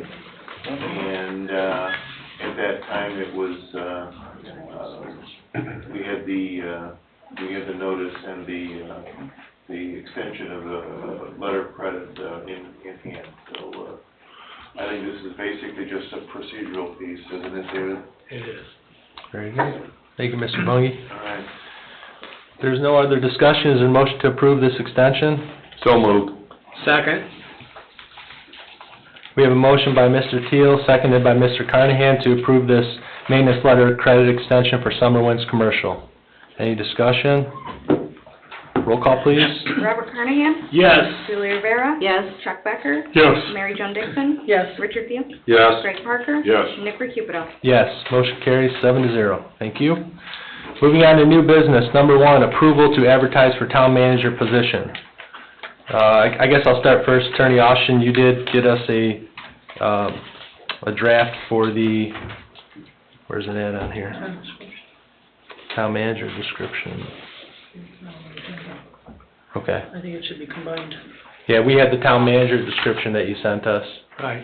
and this should probably be done in concert with this advertisement? It should. You Okay. want to advertise the job you want to hire for, or the parameters. All Are there any right. questions about the job description? Well, the question I have is, that's an ordinance, correct? It will be. It will be in the form of that, just like all other job positions here. Okay. We do not have that on the agenda, though. If you want to act, you need to add. If you're not ready, I say we, you're not ready. I say we add. Mhm. What was? I make a motion to amend the agenda to include, did it have an ordinance number, Dave? I'm Did it sorry. have an ordinance number? No, I don't, Oh. I did No, not have provided it. that. I'm sorry. But- Jennifer. But nobody told me there was an ordinance, so Okay. I did, off the top of my head, I can't tell you what Let's the next defer it ordinance till we got number them together. And we wait again. Any other discussion? Why do we need an ordinance to advertise this? I thought we already had the description written out and everything. Yeah, we have a description. We were looking at modifying it to improve it. And I think that was the whole point of doing these together. It doesn't have to be, I guess. And but- if the job description is not on here, because it didn't make the agenda, but we're in agreement that we like the job description, why can't we not advertise according to that job description? Because if not, then we just keep kicking the can down the road. If it's an ordinance, though, we usually have to read the ordinance into the record, and it has to have an ordinance number. That's, We're putting out an application for town manager. Right. Yeah, I'm just, So then let's just wait and do the administration to the town manager at the same time then. well, I suppose we could advertise and put a date on it, and then hopefully in that date, in that time span, we could have the ordinance adopted why as did you well. say they needed to be together, Dave? You're going to advertise for interested persons to a job position that is described. That's all. It's as simple as that, really. It's business, common sense. I guess my hope would be that qualified candidates would know, for the most part, what a town manager does, and we could fine tune that with the next ordinance. That's I just don't my think there's thought. any harm in advertising. I don't either. Making a motion. You wanna act on one and do the job description later then? When it's in ordinance form? At some point, the job description is going to mean something to you, probably in the interview process. Mhm. It's not in effect now. There have been amendments or beefing up of the provisions. We talked about the Indiana Code provisions Yep. that have been inserted. I mean, so it's your job description. It's not mine. And how you use it is up to you. I would think we could get it done that way, advertising and having the ordinance on the next agenda. Would that be a single reading ordinance? No, it's two. It's two? Okay. But we can, Unanimous consent, you obviously can adopt. okay. I'd like to make a motion to advertise for the town manager position, I'll second. put out what we have. We have a motion by Mr. Rivera, seconded by Mr. Teal, to approve the advertisement for town manager position. Discussion, Are we gonna put a date on this? I believe Jennifer had a question. Jennifer? Oh, well, just because Mrs. Dixon started by saying she made a motion to amend, so can we? Okay. Okay, well, I will drop my motion. okay. But we've got on the agenda approval to advertise for a town manager's position. so That is we- what we're voting for. We shouldn't have to amend the agenda. You're right. Correct. I was. You had a different thought. We needed a resolution. All right. Okay. Did you have any, Jennifer? did you have any input on this, Jennifer, beyond that? As We'll far- just have to give her, like Just give me with all the direction. other things on what we wanna see on that posting, just like all the Yeah, other just- postings we've done. Yeah, Okay. just give me direction. And where to post it. Yeah, and where to post it. So were we gonna, Ms. Rivera, were you gonna do this until filled? Yeah. Yeah? I don't know if we wanna, should we put a deadline? Take applications for the Everything next? we've done, the last few postings, we've just dated until filled. Okay. Okay. Very good.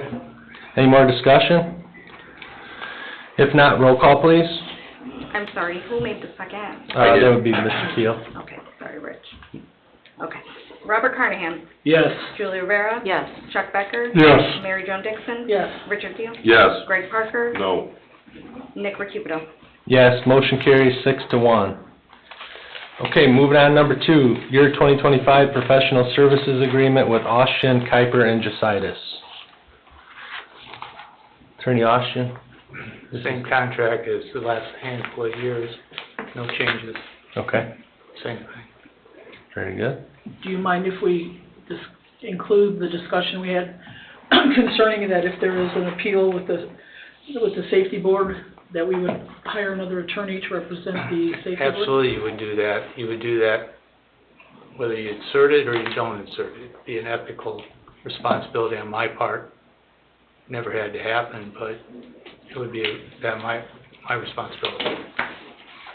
You wanna clarify also about the other And then boards and also, commissions? the other clarification I would like to make is that regular monthly meetings, Dave's office does provide for all the utilities and all the boards and commissions. If he is not needed at those meetings, those boards and commissions can request that they don't need his presence.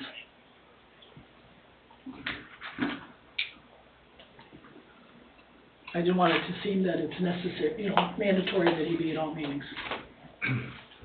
Mr. President? Yes, sir. I'm a very happy camper to hear that, first of all. Secondly, the reason I attend to all the meetings, or our office is here, is because of past directions, continued to and through the present. So if we don't need to be at night meetings, yay. Mr. President, I'd like to make a motion to approve the 2025 professional services agreement with Austin, Kuiper, Jositis. I'll second it. Okay. We have a motion by Mr. Teal, seconded by Mr. Parker, to approve the year 2025 professional services agreement with Austin, Kuiper, and Jositis. Discussion. Attorney Austin, do you need anything else in that motion in regards to what Ms. Dixon had stated, or are we clear? I fully understand it, and I'd be the first to document it, whatever deviation there is. Okay, very good. There's no other discussion. Roll call, please, Ms. Sandberg. Robert Carnahan. Yes. Julie Rivera. Yes. Chuck Becker. Yes. Mary Jo Dixon. Yes. Richard Thiel. Yes. Greg Parker. Yes. Nick Recupido. Yes, motion carries 7-0. Thank you. You're welcome. Thank you, Dave. Number 3, requisition number 21, disbursement of funds from 2022A construction fund in the amount of $39,594.17. This is for the police, right? I believe Yes, so. sir. All right, paying bills. Is there a motion on this item? So moved. I think- Second. Okay. We have a motion by Mr. Parker, seconded by Mr. Carnahan, to approve requisition number 21, disbursement of funds from 2022A construction fund in the amount of $39,594.17. Any discussion? Roll call. Only one discussion. Hopefully,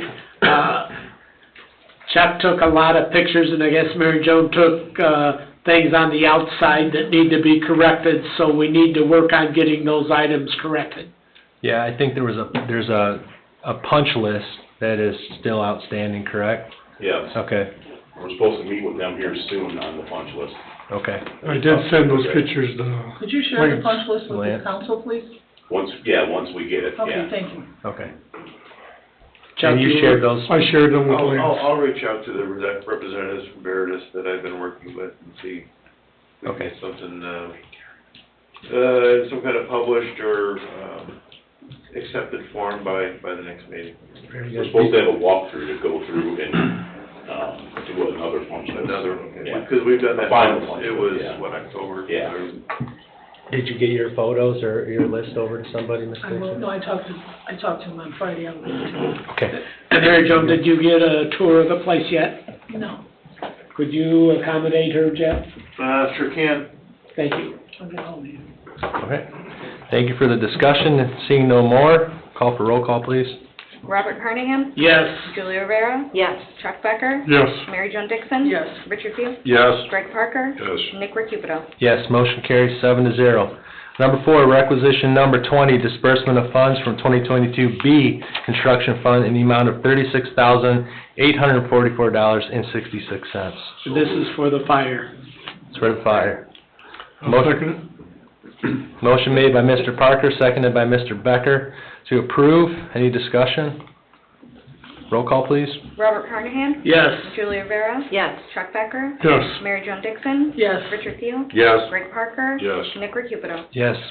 Excuse me. Motion carries 7-0. Number 5, award vendor for the purchase of 4 police vehicles. The recommendation is for Thomas Dodge in Highland, Indiana. Chief Brittingham, good evening. Good evening, Mr. President. So this is just a continuation on our conversations and approval from the Board of Safety and from you folks to move forward, and obviously approval from the Treasurer's Office for funding.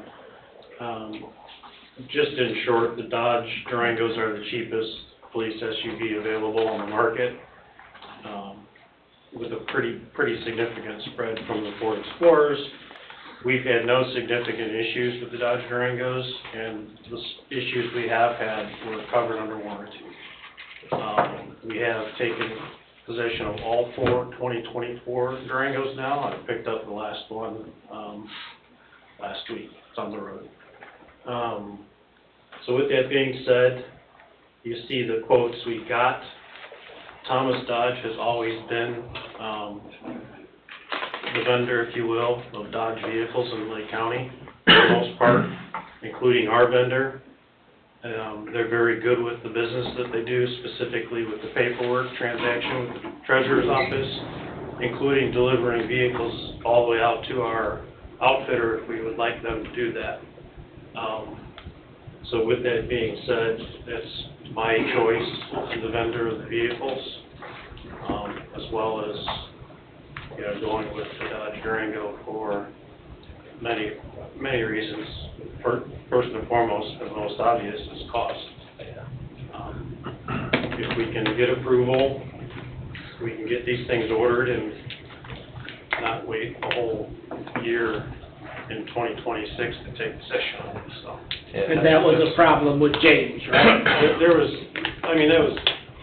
a problem with, there was a longer delay in getting the vehicles, but also a problem with the outfitter being extremely busy. And the later in the year that you get these vehicles to the outfitter, the longer you're gonna wait. This particular outfitter does everything in Illinois. They get, 100 and some odd cars from agencies over there to do, so the longer you wait, the farther down on that list you get. So, just looking for a smoother transaction and basically utilizing the vendor that we've used in the past many times, and I've had no issues. I'll make a motion to approve the bid for Thomas Dodge for 4 police vehicles. All right. I'll second. Excuse me. We have a motion by Mr. Parker, seconded by Ms. Rivera, to award vendor purchase for 4 police vehicles from Thomas Dodge in Highland, Indiana. Any discussion? Other than, so just for the record, where are those funds coming from, Jennifer? It had been suggested to use the interest earned on the public safety building. On the police building? Yes, specifically out of the police funds. Okay. Makes sense. Yep. Very good. That's it. Thank you, sir. If there's no more discussion, I'll ask for roll call, please. Robert Carnahan? Yes. Julie Rivera? Yes. Chuck Becker? Yes. Mary Jo Dixon? Yes. Richard Seal? Yes. Greg Parker? Yes. Nick Recupero? Yes, motion carries 7-0. Thank you, and thank you for your support. You're welcome, always. Number 6, 2023, pay 2024, payment in lieu of property tax transfer to general fund. A, wastewater utility, B, water utility, and C, stormwater utility. Ms. Sandberg, would you like Sue Hayes to take this? Or? Sue, are you there? Do you want to kick this one off? Yeah, I can do that. I was locating all of my paperwork on it. What it is that we typically do the payment in lieu of taxes is the revenue requirement in our utilities, and every one of our utilities rates, when they were initially set, whenever that was, has this component in it. And it's, since it is a municipal utility, it is tax exempt now. But if this utility were a for-profit, your general fund would receive funds through property taxes based on the assessed value. And it is statute, David, I am correct in that, right? You are. Okay. It is allowed by statute, and we had taken it away, Jen, it was over a year and a half ago, around a year and a half ago. A little over, May 2023 was the last transfer. Okay. And we had done that because we were trying to get the allocated shared costs of the city back in line of where they should be, the town where they should be. And because we were coming up short on some of our transfers into capital funds. So what we did is we ceased those transfers, but in the meantime, we just never put them back in. And so when we were asked about additional funds for police and fire salaries, we realized it had to be sustainable. We had been living without it. So if we reconstitute this, which we are allowed to do and our rates allow for it, we could fund these increases that we wanted. And to put into place, which we have put into place. This is the transfers and the paper to catch up of the approval in the payroll ordinances, and that's correct. And Jen? I'm sorry, repeat what you just said? I said that's correct. That's what we're doing, is we're catching it up with the funds. These are the payment in lieu of property tax transfers that would occur in 2024. Typically for 2025, in the past, Jen has suggested that we do it in timing to our distributions from the county in June and December. Well, obviously, if we didn't start reconstituting this until at the end of December of 2024, we couldn't make the transfer in June of 2024. So I did the calculations, and you apply your town tax rate to it, and that is how the calculations were done. Yep. So, Ms. Sandberg, we're just authorizing the transfer, there's no dollar amount that has to be attached to this right now? There should have been. Do we have those numbers, those figures? Yeah, I can read them off if Okay. it's not included in your packet. So for the wastewater utility, the 2023 pay 2024 payment in lieu of property taxes transferred to the general fund, $177,294.09. For the water utility, the 2023 pay 2024 payment in lieu of property tax transfer to the general fund, $114,179.80. And for the stormwater utilities, the 2023 pay 2024 payment in lieu of property tax transfer to the general fund, $40,288.26. Thank you, ma'am. Thank you, Sue. You're welcome. All right. Is there any discussion on this item? If not, is there a motion to approve? Motion to approve. We have a motion by Mr. Teal, seconded by Mr. Parker, to approve 2023 pay 2024 payment in lieu of property tax transfer to general fund, wastewater utility in the amount of $177,294.09, water utility $114,179.80, and stormwater utility $40,288.26. Any discussion? If not, roll call, please. Robert Carnahan? Yes. Julie Rivera? Yes. Chuck Becker? Yes. Mary Jo Dixon? Yes. Richard Pugh? Yes. Greg Parker? Yes. Nick Recupedo? Yes, motion carries 7-0. Thank you. Number 7, North Point Pyros Fireworks Special Permit Application. Chief Wilkening, I've seen your signature on this document. Yeah. Fireworks shows, my favorite thing. Well, you're approving them. Well, the same show that he did last year, he came to us, got a permit from the state, and filed for I told me he had to go file for an application with the town, and that's what he did. Okay. They are using their own, barge again, and, safety people, and he always makes a contribution to the town as far as the police department, fire department's concerned, for safety reasons. And he is understood that if something ties us up, there's no, if we can't be there, we can't be there. But, this year, we are going to be meeting with DNR. Terry from DNR called me. She had a couple concerns. We're going to be meeting with her on additional safety precautions going to be given. I wanted to make sure it was going to go past the council first.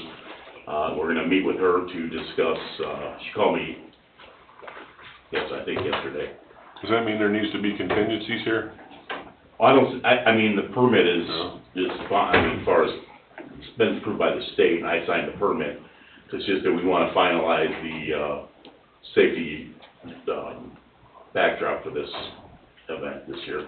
How are you gonna cover that and Summerfest fireworks on the same night?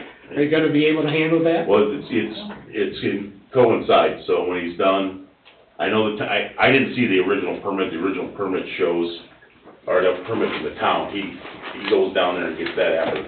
It shows the same time that the town's doing theirs, but it shows right after, so then we just move down there. So you'll be able to cover both of them?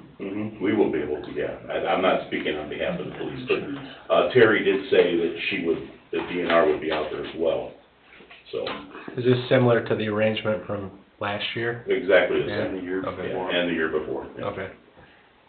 They increase their safety even more each year, because their barge, that barge that they built is, I told him he needed to donate it to someone else. Okay. He goes, he might do that someday, so. All right. It is nice, it really is. Thank you, Chief. I guess my question would be the safety concerns from the DNR and the meeting that you're gonna have. What, is this something that we should at least defer until after that meeting happens, if it's gonna happen soon, or? I don't think it's substantial, she just wants to see more lighting on the barge itself. Safety lighting, that was the biggest concern she had. So, all we have to do is tell Jeff that, and he'll make sure it happens. I guess I'm just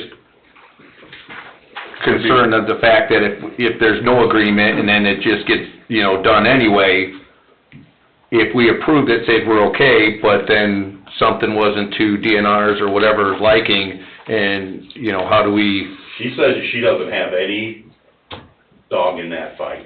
It could be contingent on addressing the DNR's Right. concerns, Yeah. certainly. Okay. She had the concerns, she was more worried about our concerns than her own, because her boss told her they don't get involved in providing security for fireworks shows.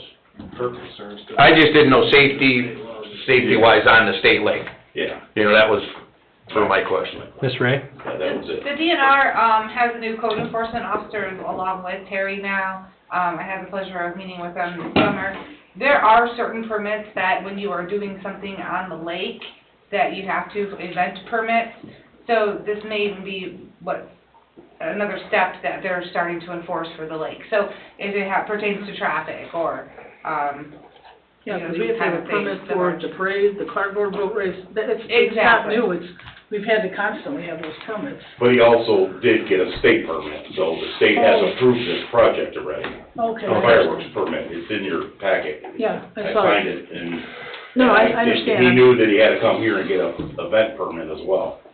The only issue that I had with the permit was, it's the same time, they put on the permit the same time the town's doing their fireworks show, and I told them that they can't do it then, because we can't be in two places, and we agreed that they'll do it immediately after. Okay. Thank you. Just like the last few years, so. I think we can get this insurance thing a little clearer. Do you see that documentation? I didn't put it in there. Kirsten's working on it. Oh, is she? Okay, thank you. We made the same request, that it, Because it's not, you can't read it. it's very hard to make it out. Yeah. So, All right, thank you. yes, we will end up with a clearer copy.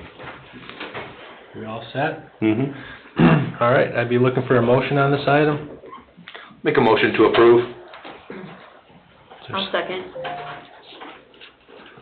We have a motion made by Mr. Teal, seconded by Ms. Rivera, to approve North Point Pyro's fireworks special permit application. Any discussion? Roll call, please. Robert Carnahan? Yes. Julie Rivera? Yes. Chuck Becker? Yes. Mary Jo Dixon? Yes. Richard Hughes? Yes. Greg Parker? Yes. Nick Recupero? Yes. Excuse me, motion carries 7-0. Number 8, consider Marie Samara for Park Board Foundation, recommended by a vote of 4-0 from the Park Board on December 5th, 2024. So moved. I'll second. Motion made by Mr. Carnahan, seconded by Mr. Teal, to appoint Marie Sumara to the Park Board Foundation. Any discussion? Other than, this will give 3, and, if a couple more wanna join them, they can do that. Very good. Okay, roll call, please. Robert Carnahan? Yes. Julie Rivera? Yes. Chuck Becker? Yes. Mary Jo Dixon? Yes. Richard Hughes? Yes. Greg Parker? Yes. Nick Recupero? Yes, motion carries 7-0. Update and discussion, number 1, CCMG, road projects. Mr. Carnahan, that stands for? You don't like the acronyms. Community Crossing Matching Grant. Community Crossing Matching Grant. Okay, so, That is correct. so at the end of last year, we approved a handful of projects to move forward, road projects, and we need to apply by, I think, January 31st of this year, Correct. in order to get the first round of grant funding. In the C-Bell packet, there is a list of the road projects on page... 4? Yes, sir, page 4. And we were going to consider applying for a couple of these by the 31st. So, Attorney Austin, this is an update discussion item. We're free to make a motion on this? You can. Okay. I'm gonna make a motion that we approve projects AA and AB for the CCMG funds. January deadline. And meet the January deadline. I'll second it. All right, we have a motion made by Mr. Parker, seconded by Mr. Becker, to submit for CCMG funds for Shades AA and Shades AB road projects to be done by the January 31st deadline. And Christopher B. Burke will be filling out the application. Yes. Yep. Any discussion? The only thing I just want to mention, the roads that will be done with this, if this gets affirmative approval, it would be Merton Drive, west 129th Place, west 129th Lane, west 130th Avenue, Knight Street, Fulton Street, Morse Lane, as well as west 130th Place, west 131st Avenue, west 131st Place, Morse Street, west 132nd Avenue, west 132nd Place, west 132nd Lane. All roads are located northeast of SIP, Coffee House, and Dollar General. Just want to make mention for Shades AA. All roads are located northeast of Hilltop Street and Lakeshore Drive. Probably a long time coming. All right. No other discussion. Roll call, please. Robert Carnahan? Yes. Julie Rivera? Yes. Chuck Becker? Yes. Mary Jo Dixon? Yes. Richard Field? Yes. Greg Parker? Yes. Nick Recupedo? Yes, motion carries 7-0. We'll move on to reports, town council reports. I attended the last NERC meeting, and I received, this is to certify that Robert H. Carnahan is recognized for his dedication to the Northwest Indiana Regional Planning Commission by attending all full commission and all executive board meetings in 2024. You probably did that after the last 20 years. And I would like to show our new president's picture. I received this from Donald Trump when he was the 45th president of the United States. And so I just brought this to show it off again. What does the H stand for? Huh? What does the H stand for, Robert H. Carnahan? Hannah, Hanna, and that is my great-grandfather, who was considered the father of Fort Wayne, Indiana, Samuel Hanna. How we know? The big test is, what does Christopher B. Burke stand for? B, what's the B? Kevin, you there? All right. Good deal, Bob. Thank you. My guess is part of all of you. Can't top that, Bob. But any other town council discussion? No. Go ahead. You want to? Well, I just want to bring up, being a new year, I reached out to Cliff and asked him to update the website for some information. One thing I was going to ask you, all of you, if you felt that we could put on the boards and commissions the dates of their expiration, and then if they're party affiliated, to list their party, so that the citizens are aware that some of those boards and commissions are party affiliated. Does anyone have an objection to that, to be added to the website? No? No. And then the other thing I'd like to request is a report on the farmer's market, as far as, what kind of revenue we took in and stuff. We never saw any report on that. I'd like to see that at the next meeting, if we can have that. So yours look now, the good news. Okay. My report. So going back last year, the topic of Southcom was mentioned by some of the members of the public.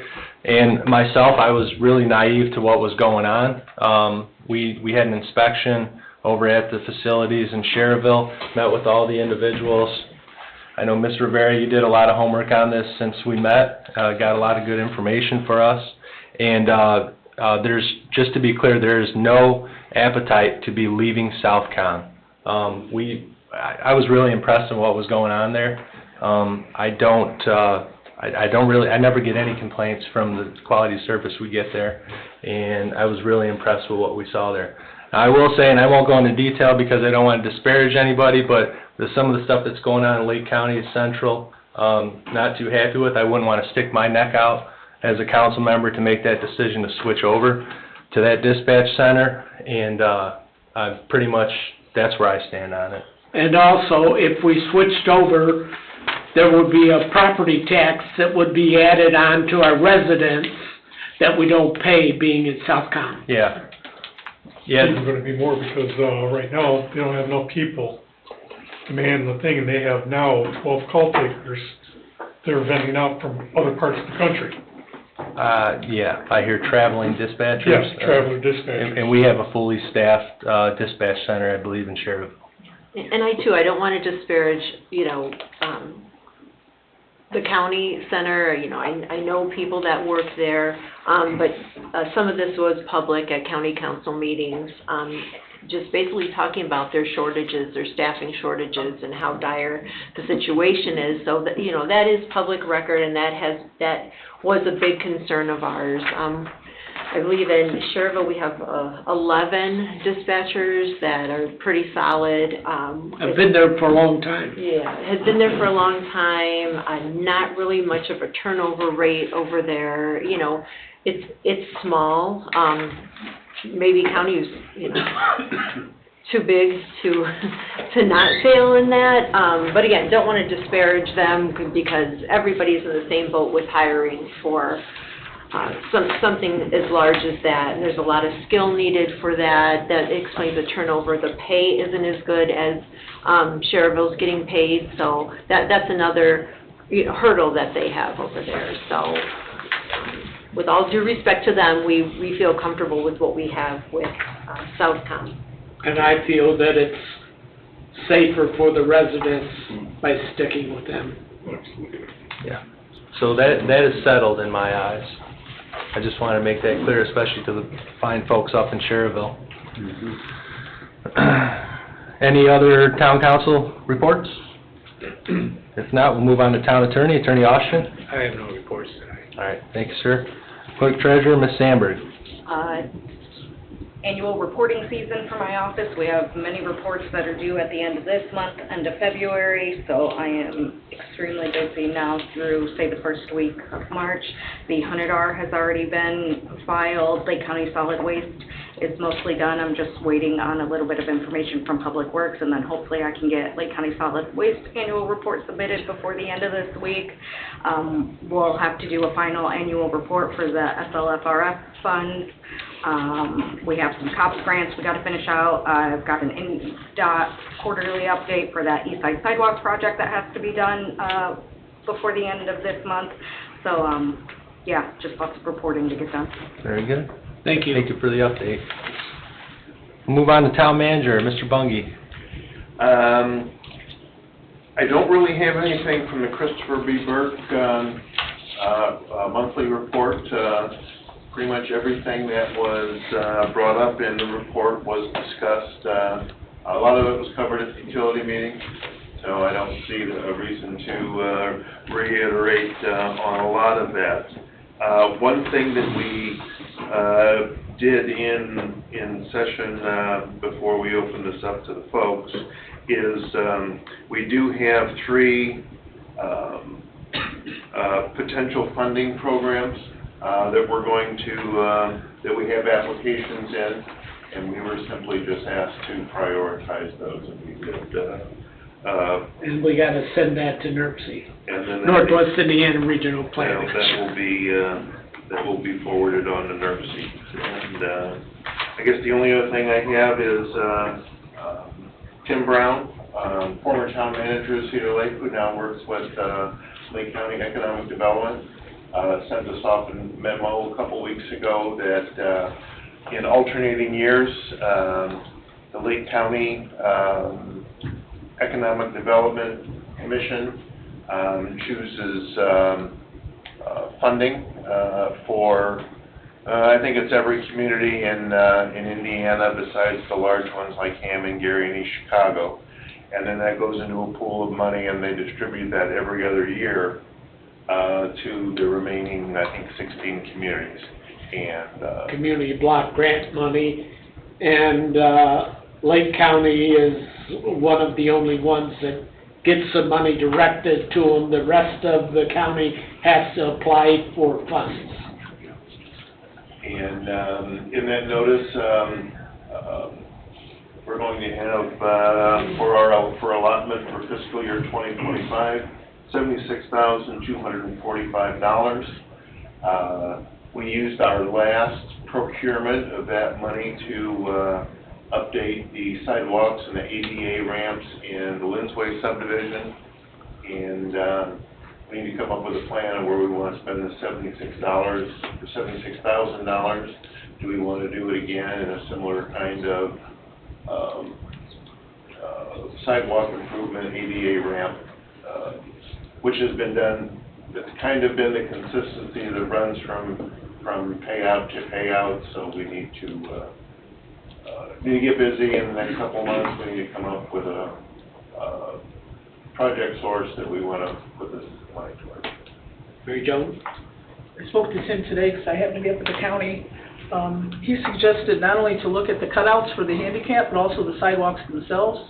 We need to get some photos of Utopia. We could replace a lot of those sidewalks, because if we do the cutout at the corner, that will justify fixing the sidewalks, because they're not accessible. They're terrible. They're horrible. So I think that if, that's just a suggestion. And then the other suggestion is for lighted buildings.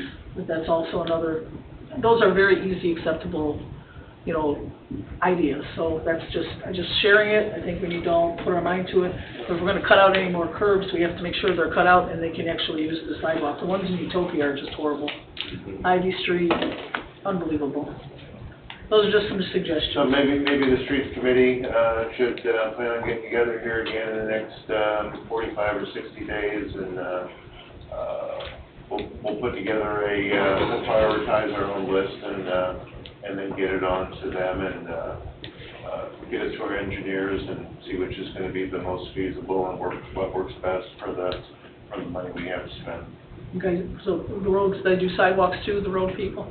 I don't see why not. Okay, no, I'm not trying to, I just want to make sure we're not. I would hope that's not a stretch of, And I'll pass on the notes. I went out and looked at Utopia after he suggested. I went out and looked at it. I'll give you some notes on the streets that definitely can be looked at. And that's great, Chuck and myself. Yep. Thank you. There you go. That's all we got. Thank you, sir. All right. Director of Operations, Mr. Kubiak. Well, we got good news that our truck that we took in to get rebuilt, the other 2001 tandem truck is going to be ready probably here within the next week and a half. So we're finishing up the last little bit of it, and we'll have that thing back in action before the end of winter, which is a good thing. So that's good to hear. They said they'd be done by the end of the year, but we're close. And the street sweeper's still in the shop? Street sweeper's still in the shop. And that's since you towed it? It had to be towed there, right? Correct, and the pump is the dry pump that is bad is like $12,000, and it's at a shop, seeing if it can be repaired rather than replaced. So hopefully we'll make some progress on that here. Very good. Anything else, Mr. Kubiak? That's all I have for today, thank you. Thank you, sir. Police Department, Chief Brittingham. So you have our year-end review, and a lot of work went into that from my staff, which I truly appreciate. Sarah and Cliff running reports from everything. I think it looks good, and I hope it's what you anticipated and what you asked for. With that being said, for the end of the year, 2024 in December, we ended up with 597 calls for December. For the year, that was 11,505. That's 31.4 calls per day. Our traffic stops for December were 179. We ended up with 4,762 for the year. With the warnings for the month of December, 145. That was 4,425 for the year. For our citations, 75, that was 1,867 citations. I'll highlight, we get $4 per citation for this. The law incidents was 416, there was 6,919 for the year. 20 arrests in December, 289 for the year. Arrest offense, 27 for December, with a total of 430 for the year. For town ordinances, for a moment. Yeah, for warnings on town ordinances, for the month of December was 7, with a total of 357 for the year. And citations for the end of the month, 24 with a total of 686 for the year. So that's just the monthly report and year-end reports. I won't go through all, the whole report. It's quite lengthy, obviously. We just added some highlights, just to shine a spotlight, so to speak, on the department and our employees. And hopefully that's what you wanted. That looks great. Actually, Mr. Carnahan had called me, he had a request, I don't know if you still have a request. The police and fire both, they're excellent reports, and I want them put on our website so that people can see that. Because it's an estimate that 60 to 70% of the town budget goes for police and fire. So I think the citizens should see those excellent reports on our website, what their money's going for. Absolutely. All right. Can we ask the IT guy to do that? Yeah. Thanks. He's listening. Cliff, Both of those please reports down there for us. are excellent. Thank you. All right. Anything else, Chief Brittingham? That's it. All right, thank you, sir. Move on to Fire Department, Chief Wilkening. Yeah, I'd like to just highlight our report a little bit too, and thank you very much for the compliments. This is a report we do every year, and my staff as well. There's a lot of data that goes into this and putting it together, and a couple of things I'd like to draw your attention. This obviously was a record year for us as far as calls are concerned and incidents. Total incidents were 1,609 EMS calls, 419 fire calls, and then 147 PI accidents, which is personal injury accidents. So those are the highlights of the actual calls. And then if you'll see the breakdown, and as the public gets to see these, you'll be able to see what each one of these is, broke down how many calls and what types of calls we respond to. So that'll be something that you'll be able to see. You'll also be able to see where the increases are over the years. And one that's very, very interesting is 33% of the time we have overlapping calls, meaning we have multiple calls at one time.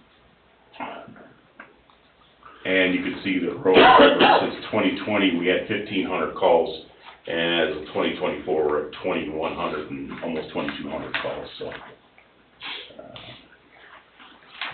the calls break down to 84% of the calls are in the town of Cedar Lake, and then 9% of the calls are in unincorporated Hanover Township.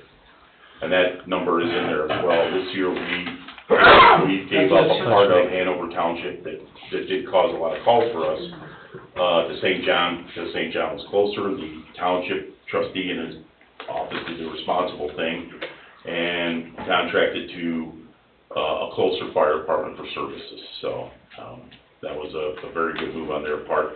But it didn't stop our department from having an additional, setting another record for calls. So kudos goes out to the township for that. December was our busiest month. The day of the week is Tuesday, seems to be the busy day this year. And at 1,800 is the hottest time of day for dealing with stuff.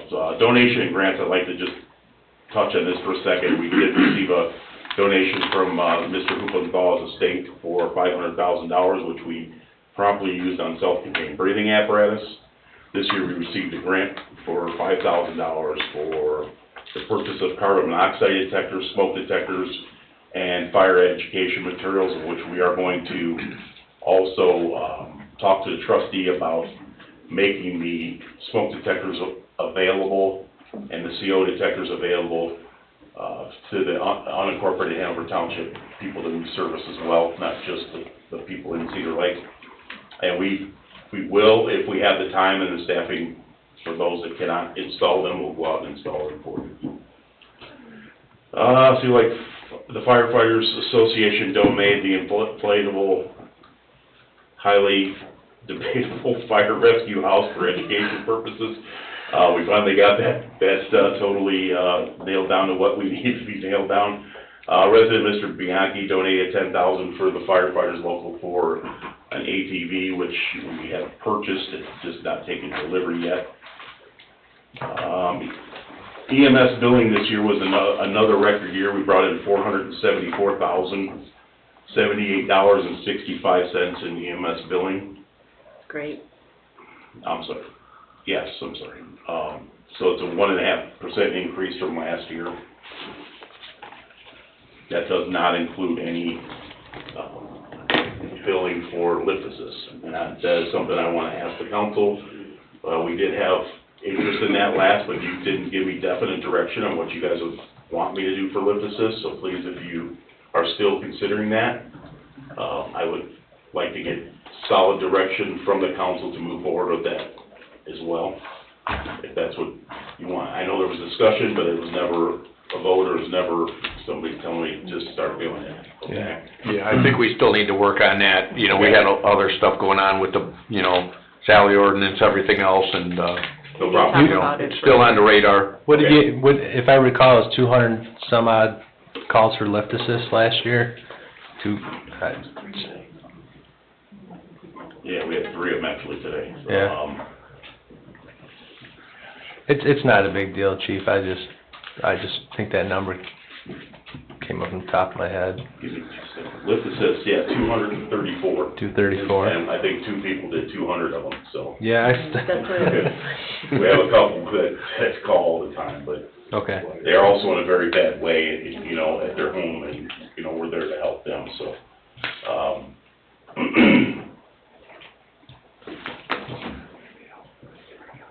So if you'll look at the total, the fire department budget, and everything is on there as far as numbers for the year.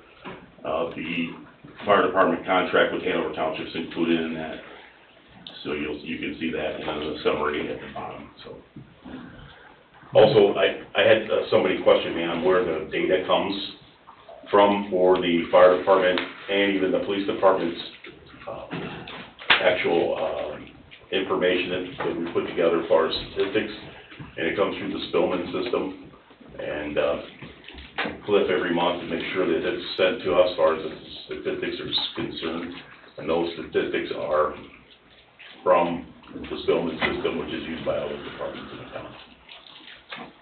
Very good. Thank you, Chief. I have one more thing, and it's in reference to Southcom. I appreciate you guys all doing your due diligence and putting it to rest, because I received a lot of feedback and a lot of pushback from other people about making sure the council takes a look at both facilities, and a lot of questions that were coming to me about it. I'm glad that you guys did that. I'm glad that you put it to rest, and I'm glad that a decision was made to move forward from this point on. As far as I'm concerned, it's a dead issue. I did receive, just for asking the question, some negative Facebook posts by some people that worked at Southcom. I'm hoping that goes away or went away, and moving forward. So we had to look at it, and I'm glad, like I said, I'm glad you did your due diligence and looked at that, because there was people, there were a lot of people questioning me about why we're still with Southcom. And when I asked you guys to look into it, that was my only intention, so that we could put the rest, and then you guys could make an official statement on that you did your due diligence, and it could be added. Yeah. Whether or not we went either direction, so thank you again. Very Appreciate good. it. Thank you, Chief. Any questions for Chief Wilkening? No? All right, thank you, sir. You're welcome. Parks Department, Ms. Ray. Hi, my annual report was submitted several town council meetings ago, so it wouldn't be up for review here, but opportunity to ask any questions that may be in that, and I really don't have much to report on. What's going on right now? As far as Programming. Our newsletter is currently out. We actually put our newsletter through the Smart 911 app. We've also promoted the Smart 911 app. If anybody needs help getting that app, you're welcome to stop in our office and we can help you set up an account.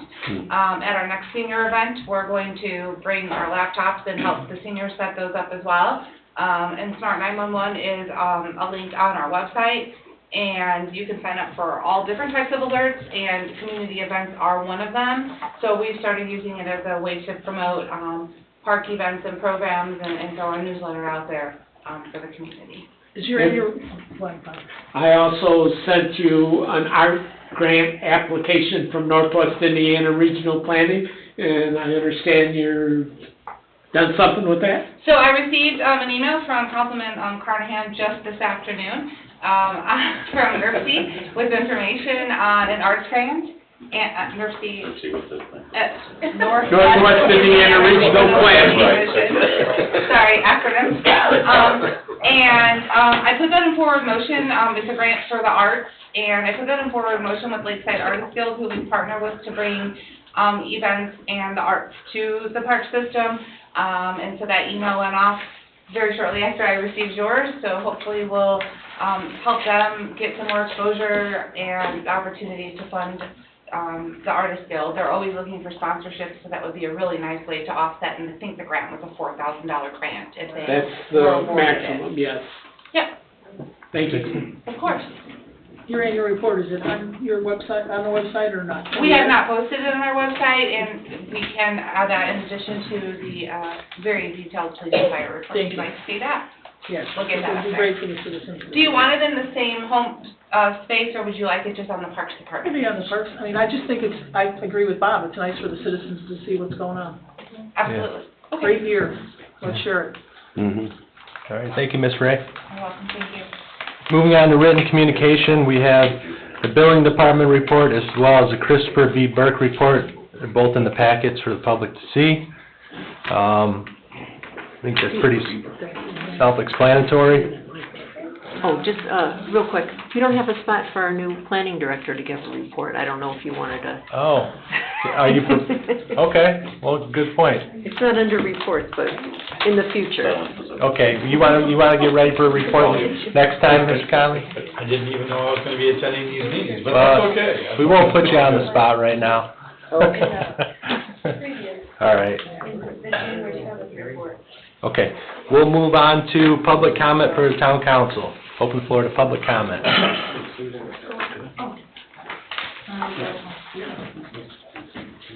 Evening. Hello. Jennifer Frensky, 15222 West 133rd. I just want a quick update on water and sewer. Oh, I don't know if it's a quick one, but it, well, and I'm asking, I guess, one, because there has been a lot of disparaging comments on social media regarding people saying that the town isn't really concerned about the safety. I feel it's fair that it's a reflection that the town council does not care. yeah. Well, the fact of the matter is the building was built without the water first. So we were tasked with getting water to it. And the reality is most of us weren't involved in that from the get-go. But, yeah, we do have, I was in the building, we don't have running water yet. I think we tried opening up a faucet, but we do have, I think the water line's all completed, Tim? And, yeah. So we're just waiting, we're waiting on IDEM at this point, correct? For their final stamp of approval, Yeah, just basically? so we can get the line energized from the chemical treatment and, just to put the water into the line. Okay. Which Christopher B. Burke said they were going to submit, hopefully tomorrow, to IDEM to get the permit. And then, once we get the permit, I was told there's a 45-day waiting period before we can send the water to the facilities. We also have, and I don't know, Ms. Prunski, if you were here for the utility board, but we got great news from Kevin Baldwin, our water engineer, that we are well on our way to getting that Crystal Oaks water storage tank full and operational, which that's been maybe 3 years in the making, I'm not sure, 3 years. So we're making some strides. There's just hurdles that IDEM, we have to jump through with them, but we've made some headway here. And also, Christopher B. Burke is also getting a master plan for the whole town to get our water, and it's not going to happen overnight. They'll put a plan together and we'll submit it, and hopefully that's approved by the Indiana Department of Environmental Management. But we're working very hard to try and resolve all the concerns that the community has. And Christopher B. Burke wasn't in charge of that water up there. We're the ones that assigned them to get that water put up on the east side up to the fire station. Right, and there's been many holdups with IDEM over the last year that if we had a crystal ball when this was built, we could have not anticipated this, and that was a big holdup. And now, there's somebody new in charge at IDEM, so we've heard great things, about this moving forward, so fingers crossed when the report goes in tomorrow, we'll get the okay finally, but yeah, nobody anticipated this. Someone, I was on the previous council. I mean, Bob, you were on the previous council. If we knew this was going to happen, obviously, it wouldn't have been built, but permits have to happen, and there's red tape, and there were other holdups with, like Gatlin Plumbing in the beginning. We were going to try and not use the lowest bidder, which was Gatlin, because of things that happened in Utopia. So that held up a few months trying to get out of that. We went ahead with them. Again, we are where we are right now. The building needed to be built, and beautiful building. I can't wait to get into it for an open house. Pardon me, Mr. Rivera, the building needed to be built. Mm-hmm. Who said it needed to be built? Were there feasibility studies done? How and where and why was it placed? Where was that? I mean, who said that? I mean, well, the police station is where's really the plan? not. There were plans before 2023, before you started coming to meetings and asking But as questions. a resident, where was the meetings? There were public meetings. There was lots of public yes, meetings. and also Asking about like the placement of, I guess we wanted to know why it was put where it was, because I know that the Sure. intended use for this property, the people that sold this land to the town, they would not have, they came to the meeting and said that was against their wishes, that all the land was supposed to be used for the enjoyment of the residents of Cedar Lake, and that they would never have sold that had they who known. was this family? Dave, do you have any history on how long we owned this land? Wasn't it Lake Region Christian that owned this? Yeah, they were disappointed in the fact that the station was put there, and, there was just not a lot of public forums as to if There were residents. plenty of There was public a forums. lot of public. And As also, far as like choosing where to place, it's not that we're disagreeing that it wasn't No, needed. there was public forums on the whole project, not just the place. And, Yeah, stand corrected on that, yes. Chief Wilkening, wasn't there a study on response times also? There was a study done by our IT director, taking the data on response times, stating that in this area, it didn't state this particular piece of property would be the best. It said within this area, a fire station would be needed with the current responses and also proposed growth. So the proposed growth did take a big part of why a fire station was warranted for the east side. And at that time, we were also told that there would be more staffing by the time it opened up. Okay, so a lot of things had to come together for all that to take place. We were also told that there would be water to the fire station and in time of opening the station. So that was all done by whoever engineered it and the architects and all that stuff. Chief Fisher and I's job, we were told by the council to help design and build the building as far as what needed to go into it and things that we needed in our buildings. We did not choose the location in any way, shape, or form. The fire chief and police chief had no input on where that fire station and police station was built, none. But we already own the land. Correct. I don't know anything about a family saying they don't want a public safety building on the land. They just said it was not, part of the intended use, the land. They came to the meeting here, a gentleman came up to the podium and spoke, and that's neither here nor there. I guess I just wanted to clear up for a lot of the people on social media that are pointing their fingers at the town council that they're dragging their feet. And then I guess, since you gave the update on the water and sewer, does that also keep the moratorium in place?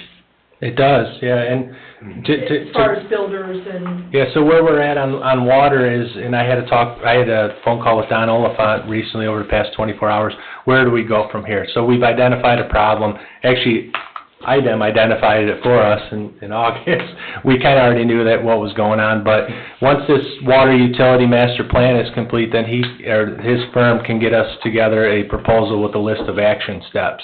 But until we get the master plan complete, which is very detailed, we can't get those action steps identified yet. But that's been, I think as soon as this council took the helm up here at the beginning of last year, water was one of the biggest topics that was discussed. So it's something that has been at the forefront even before IDEM came with their letter.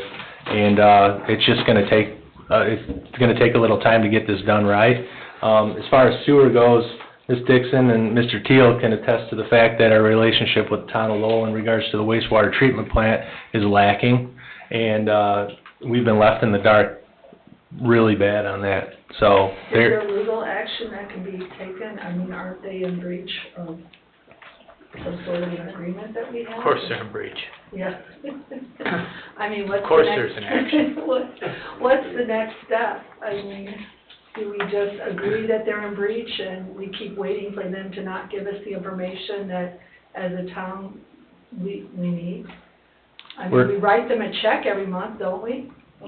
Yes. We're assessing that. We've been assessing that situation for a while here. Yeah. I'm not trying to be harsh, it's just wanting answers, and again, you know, myself and many of fellow residents, we trusted the people in the town council to make the best decisions and to represent the residents and taxpayers here at the lake, and when we really found out the gravity of the situation and that the people who were in the town council before maybe were not being truthful or representing us, you know, to the best of their ability, we do appreciate you and your efforts. And I think I just wanted to make sure that this went on the record. And again, social media is a tool. Sometimes it's good, sometimes it's bad, but I do think it's good every now and again to just clear the air. So thank you, you guys. Oh, thank you, Ms. Krinsky. Yep.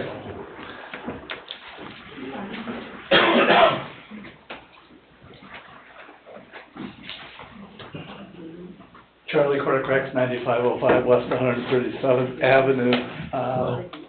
There was a letter that I shared with Jeff that was from Charles Thornburg about this property here. And it was purchased by the town council, I think when Monty Wolf was the town council president. And that council took flack over purchasing this property. I think it was $250,000, and in the letter it did state that they bought this property for the purpose of the Cedar Lake residents enjoying this property.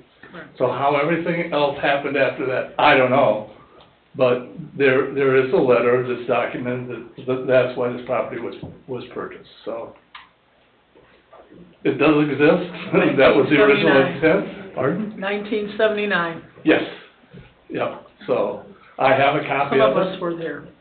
Yeah, some of those old timers that were here, but, yeah, so that is true. So how it went from the original intent to where we're at now, that really doesn't matter right now. We're gonna move forward. Yeah, I mean, we have a lot of property still left, and I think that things are gonna happen with it, so. Would you mind sending me that letter, Mr. I Fortress? gave a copy, give this one. Just for historical purposes, I like historical records. Yeah, it would be nice. Part of it is sort of blurry, but if they could clean it up. It's a photocopy of a photocopy of a Yeah. photocopy, so. Yeah. Bob Carnahan, you have one in your trunk? Oh, I don't. I should have the letter, but I don't. Check your jacket. Do you have a copy of that, Bob? Thank you, Mr. Quartercraft. I was probably the one that had mentioned that way back when, but yeah, just for a historical fact of what this property was originally purchased for. Okay. Thank you, sir. Sure. Well, whether we're all enjoying it or not is all relative. All right, we have anyone else for public comment? I got a couple more. Okay, all right. Dean Wilkening, 15011 Euclid Street. Hello. I talked about the Southcom thing, like Chief Wilkening said. I thank you for doing your due diligence, doing your homework, and it's appreciated. Past administrations, you come up here, you say something, it falls at the wayside. So I am here thanking you for doing your homework and coming to a conclusion and putting it to rest. Bob, you were at the signing of the Declaration of Independence, you should have. I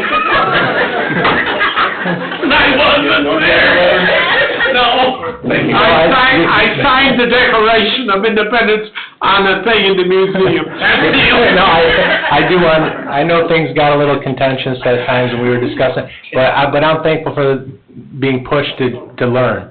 So, That's right, and that's why we're all here. We're all here to learn something, we're all here to, not just get our own agendas done, we're here to listen to the town people, you know? And as a citizen of this town, I've been born and raised here, I think if you guys feel that that's where our money should go, so be it. All right. And my sister used to babysit you. Now you're showing my age. Right.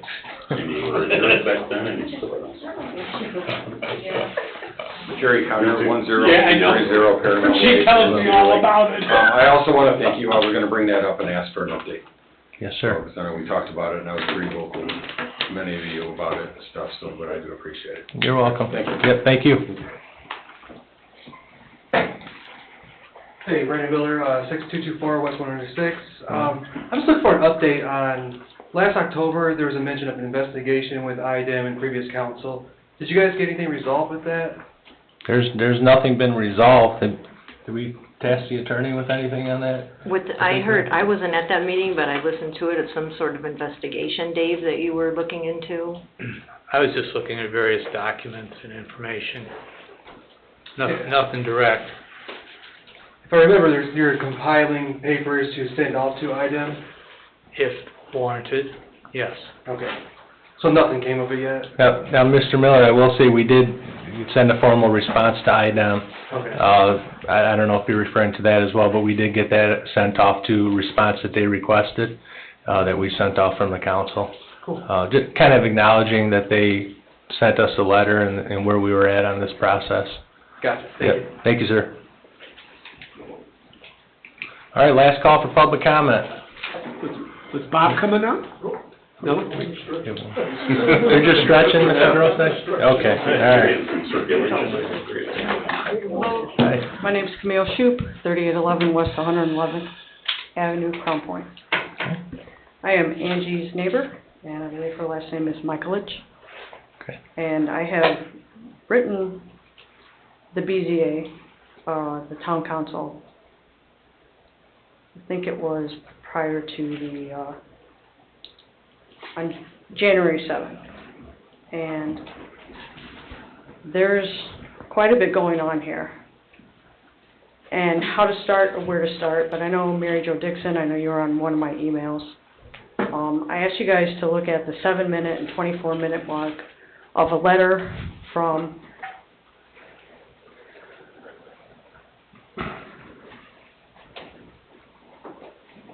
that Mr. Parker read at one of the town meetings.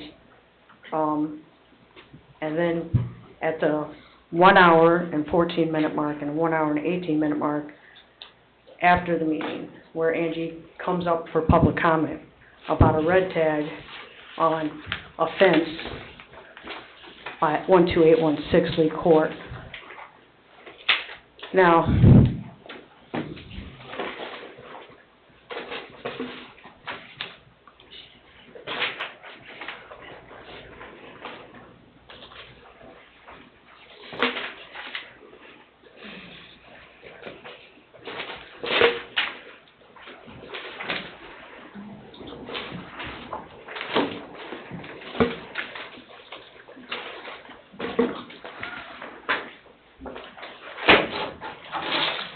this is upsetting to me because this is our livelihood and this is our personal residence. And it seems like I've reached out to the town council and I asked you guys to please investigate a meeting. And the reason for this investigation I asked was because what I feel is happening is Angie has been up to, and I will go over every meeting that she's been up to, and it is an open forum for her to have a slanderous opinion on my husband's company, and our house, and our neighbors. And this has been going on since last December. So she went up to the meeting. So my husband owns a construction company, and he was issued a variance to build a house at 6504 Fernwood Avenue. Okay, and he built the house, and they built a shed, and the shed wasn't at the height that the shed was supposed to be at.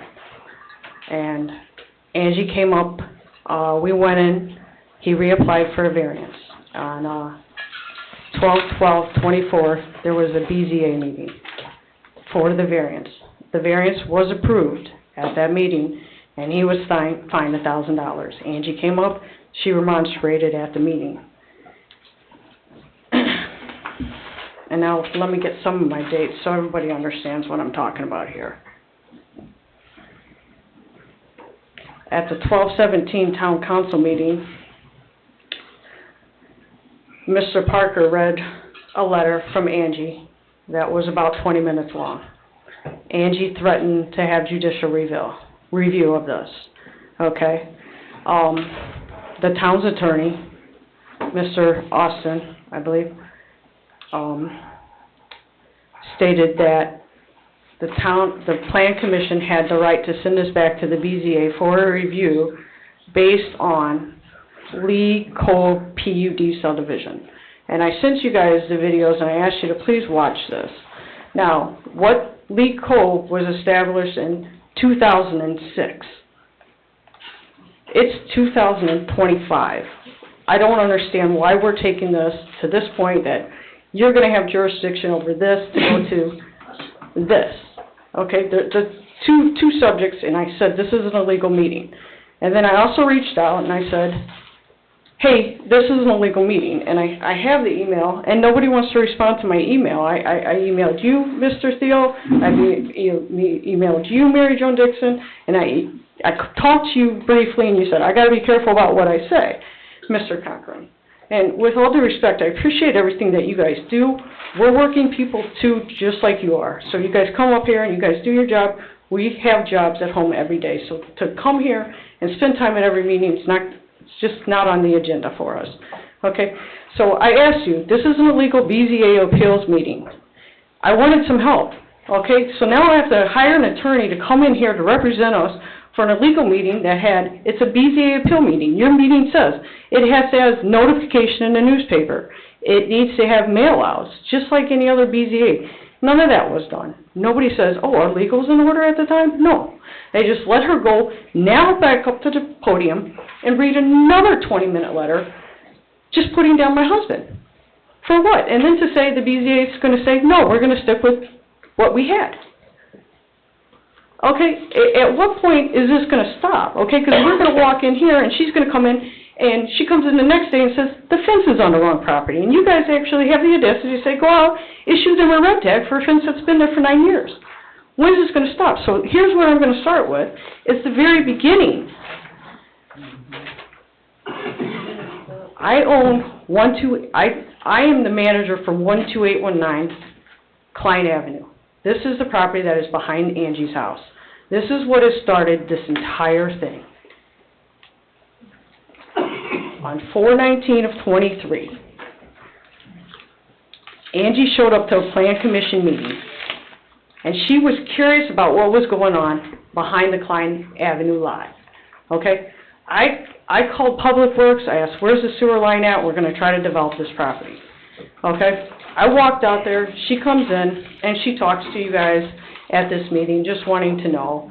Mr. Parker has a few words to say, well, you should find out what's going on. And I didn't see, and I haven't found anything else in public record since that date. Okay? Until December of 2023. We hired Attorney Viss to develop a 2-lot subdivision for us on that property. So we were scheduled on the Plan Commission study session. Angie was reading the letters of the study session, and she came into the town redevelopment meeting and briefly spoke at the 1 hour and 42-minute mark. And they basically told her to come back the next day, but she says, I have photos and water problems. So she takes her photos and she hands them to you, Mr. Parker, okay? And I have not seen these photos and I don't know about these photos. But mind you, I did live at 12816 Lee Court and also adjacent to the Klein Avenue property. So on the 12/6/2023 Plan Commission meeting, we had Attorney Viss here, Attorney Viss here for the concept plan. And Mr. Parker, I do believe that you have really stemmed a lot of this problem for us, because what happens in this meeting is you say, I know this builder, I specifically know this builder, and this builder is just awful. He's just a horrible builder, and that's just the way things were done was just wrong. And if you don't believe my words, I can bring it up on YouTube, or you can go back and review the 12/6/23 meeting on your reaction to that whole thing. And since this thing has taken off, it has blown up to no concern. On 12/7, the day after this meeting, Angie goes to the police department and files a police report stating that Bruce is flashing lights. I guarantee you, I just started unpeeling this onion 3 weeks ago, maybe 2 weeks ago, okay? Because this is not what's on our agenda. We're business people and we work all day long. I'm tired at the end of the night. On 12/14/23, she comes to the Board of Zoning Appeals, and she speaks for 15 minutes about a carport, a shed, and a trailer that's on the property. 1/2/24, she comes to the town council meeting. She speaks for another 10 minutes about purchasing the land the builder was interested in. So there's a piece of vacant parcel over there. On 12, I think I'm missing some dates. Let me make sure. I'm missing a whole page. Ms. Shoup, I just have to ask, what are you asking of the council? I'm asking you guys to please stop allowing this to be a slander session. You guys have a responsibility to put a certain stop to what's going on here. You know, she's using every public session to come up here and slander my husband. It is affecting our business. This is affecting our livelihoods. I shouldn't have to hire an attorney because you guys are allowing illegal meetings to happen. This is what I'm asking to happen. I'm asking, we issued her a cease and desist order to stop. She has went as far as going to the Attorney General and made fictitious reports on us at the Attorney General. I mean, it has been every week, and there's been at least 30 to 40 instances that she's come up here. She's made friends with you guys. It's, you know, we shouldn't be able to walk in and say, hey, that fence is over there and it's not right. And you know what, you guys tell the other people to go issue a red tag the next day. That, you know, and this is true. We were issued a red tag for a fence that's been there for 9 years. The very next day. And I believe it came from you, Mr. Recupero. Yeah, well, it was discussed, yes. It was. But I have to ask Attorney Austin, there's allegations we had an illegal meeting. No, there were no illegal meetings. There was a special scheduled BZA meeting, at which time the agenda item was reconsideration request by Ms.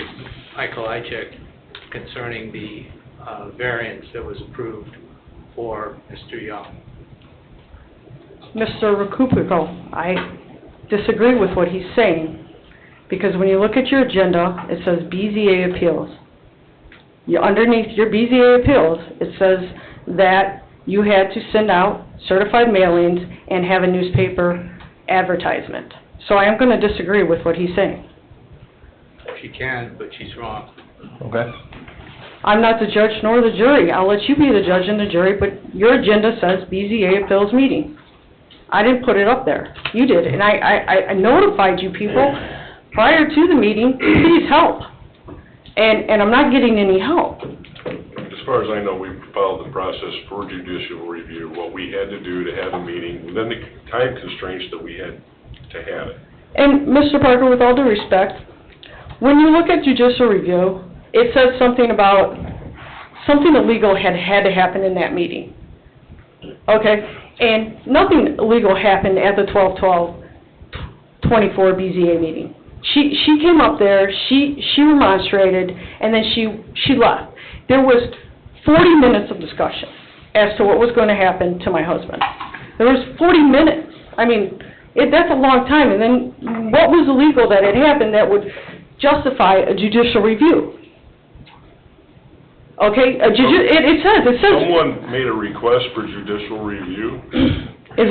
We have to take certain steps when that happens. And we did. You don't have to. She would have had to come up with the $2,500 to go file a judicial review down at the county. Actually, what we did kind of prevented that, didn't it?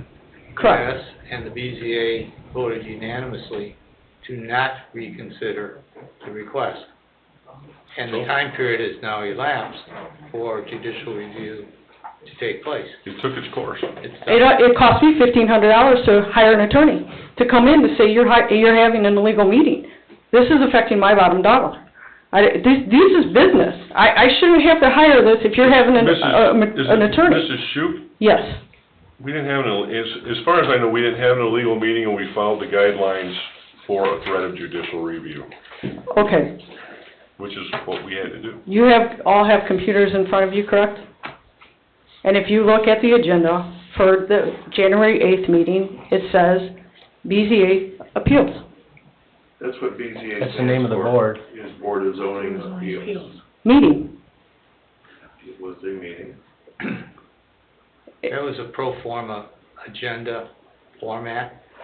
That's all it was. It was a special meeting for the BZA to consider the request to reconsider that was made. That's all it was. That's all it was. It says BZA Appeals meeting. That's the name of the board, Board of Zoning Appeals. It's an appeal process. It can be. That's why you're having the meeting, it's because she's appealing it. She's asking for reconsideration. I'm not gonna sit here and argue with you. He's our legal counsel. I understand. I'm not He an is your attorney. legal I'm not sure if counsel. you're an attorney or I not, will. but I have to go with what the attorney says on this. Okay. And as far as the issues that you're having with your neighbor, is there any possibility that you all can get together and try to work this stuff out? At this point, Yeah. do you know how many months, why didn't you ask her to do that with us? Well, I'm just asking you. I mean, it's been one fine after another, but I mean, let's look at her house, and she's saying we've got water issues, but she's trapping the water around her gutters. I mean, she's got downspouts that aren't connected. She's got water trapped around her gutters. I mean, at what point, she's even come in, she's been to every single meeting. Everything. She's dug a pond, nobody said anything. She dug a pond within 15 feet of her house. You know, she's going in and now she's trying to get part of our backyard off of Klein Avenue. She's going in and protesting to get our property. I mean, I don't know where this is going to stop, and I have to come to every meeting, so maybe she gets up and speaks, and then she doesn't speak. I just want to let you know that we're real people here. We work for a living, and what you're doing and the biases that you're stating about my husband are having a real effect on our lives and our livelihoods. And I just want you to know we're real. We're just not anything other than that. We're real people. Understood. You know, she's got issues around her house. And tell you, I mean, I don't want to spend my time watching your meetings. I really don't. And here's a letter from the neighbor from yesterday. It says she's had no water issues in her house at all. You know, and I write these letters, and I write to you guys, and nobody responds back. They act like I didn't get it. And it's fallen on deaf ears. Okay? I mean, you know what? I have to go down there and scream at the town. This is ridiculous. You know? I'm not sure what you want us to do. I don't know. I basically want you guys to come up with something that put you in charge, that when you feel like a situation's getting out of hand, and somebody's constantly coming up here and it's about one person, and now it's become personal, that you guys have to recognize that. And you need to recognize the fact that when it becomes personal and it's just a slander session on somebody to give them bad business and to down them, because a company from 2006 that's not even open today is a legal entity. It's its own person. It doesn't exist anymore. It doesn't reflect my husband at that point, who were all the members of that company, and it doesn't reflect his business today. And you need to realize that. And that's really what I'm asking for, is to please stop with entertaining this, because it is affecting our life. I appreciate you coming up here. I've learned a few things tonight, so. Yeah, we're real. I mean, we're real people. We work for a living. I don't know what else to say. This is affecting our life. This is affecting our livelihood. It's affecting everything about us. Okay? I mean, we have clients in the room when this is happening that don't want to do business anymore because they're looking and going, yeah, maybe I shouldn't because I'm trying to get something else past there. Or we have people that we're building for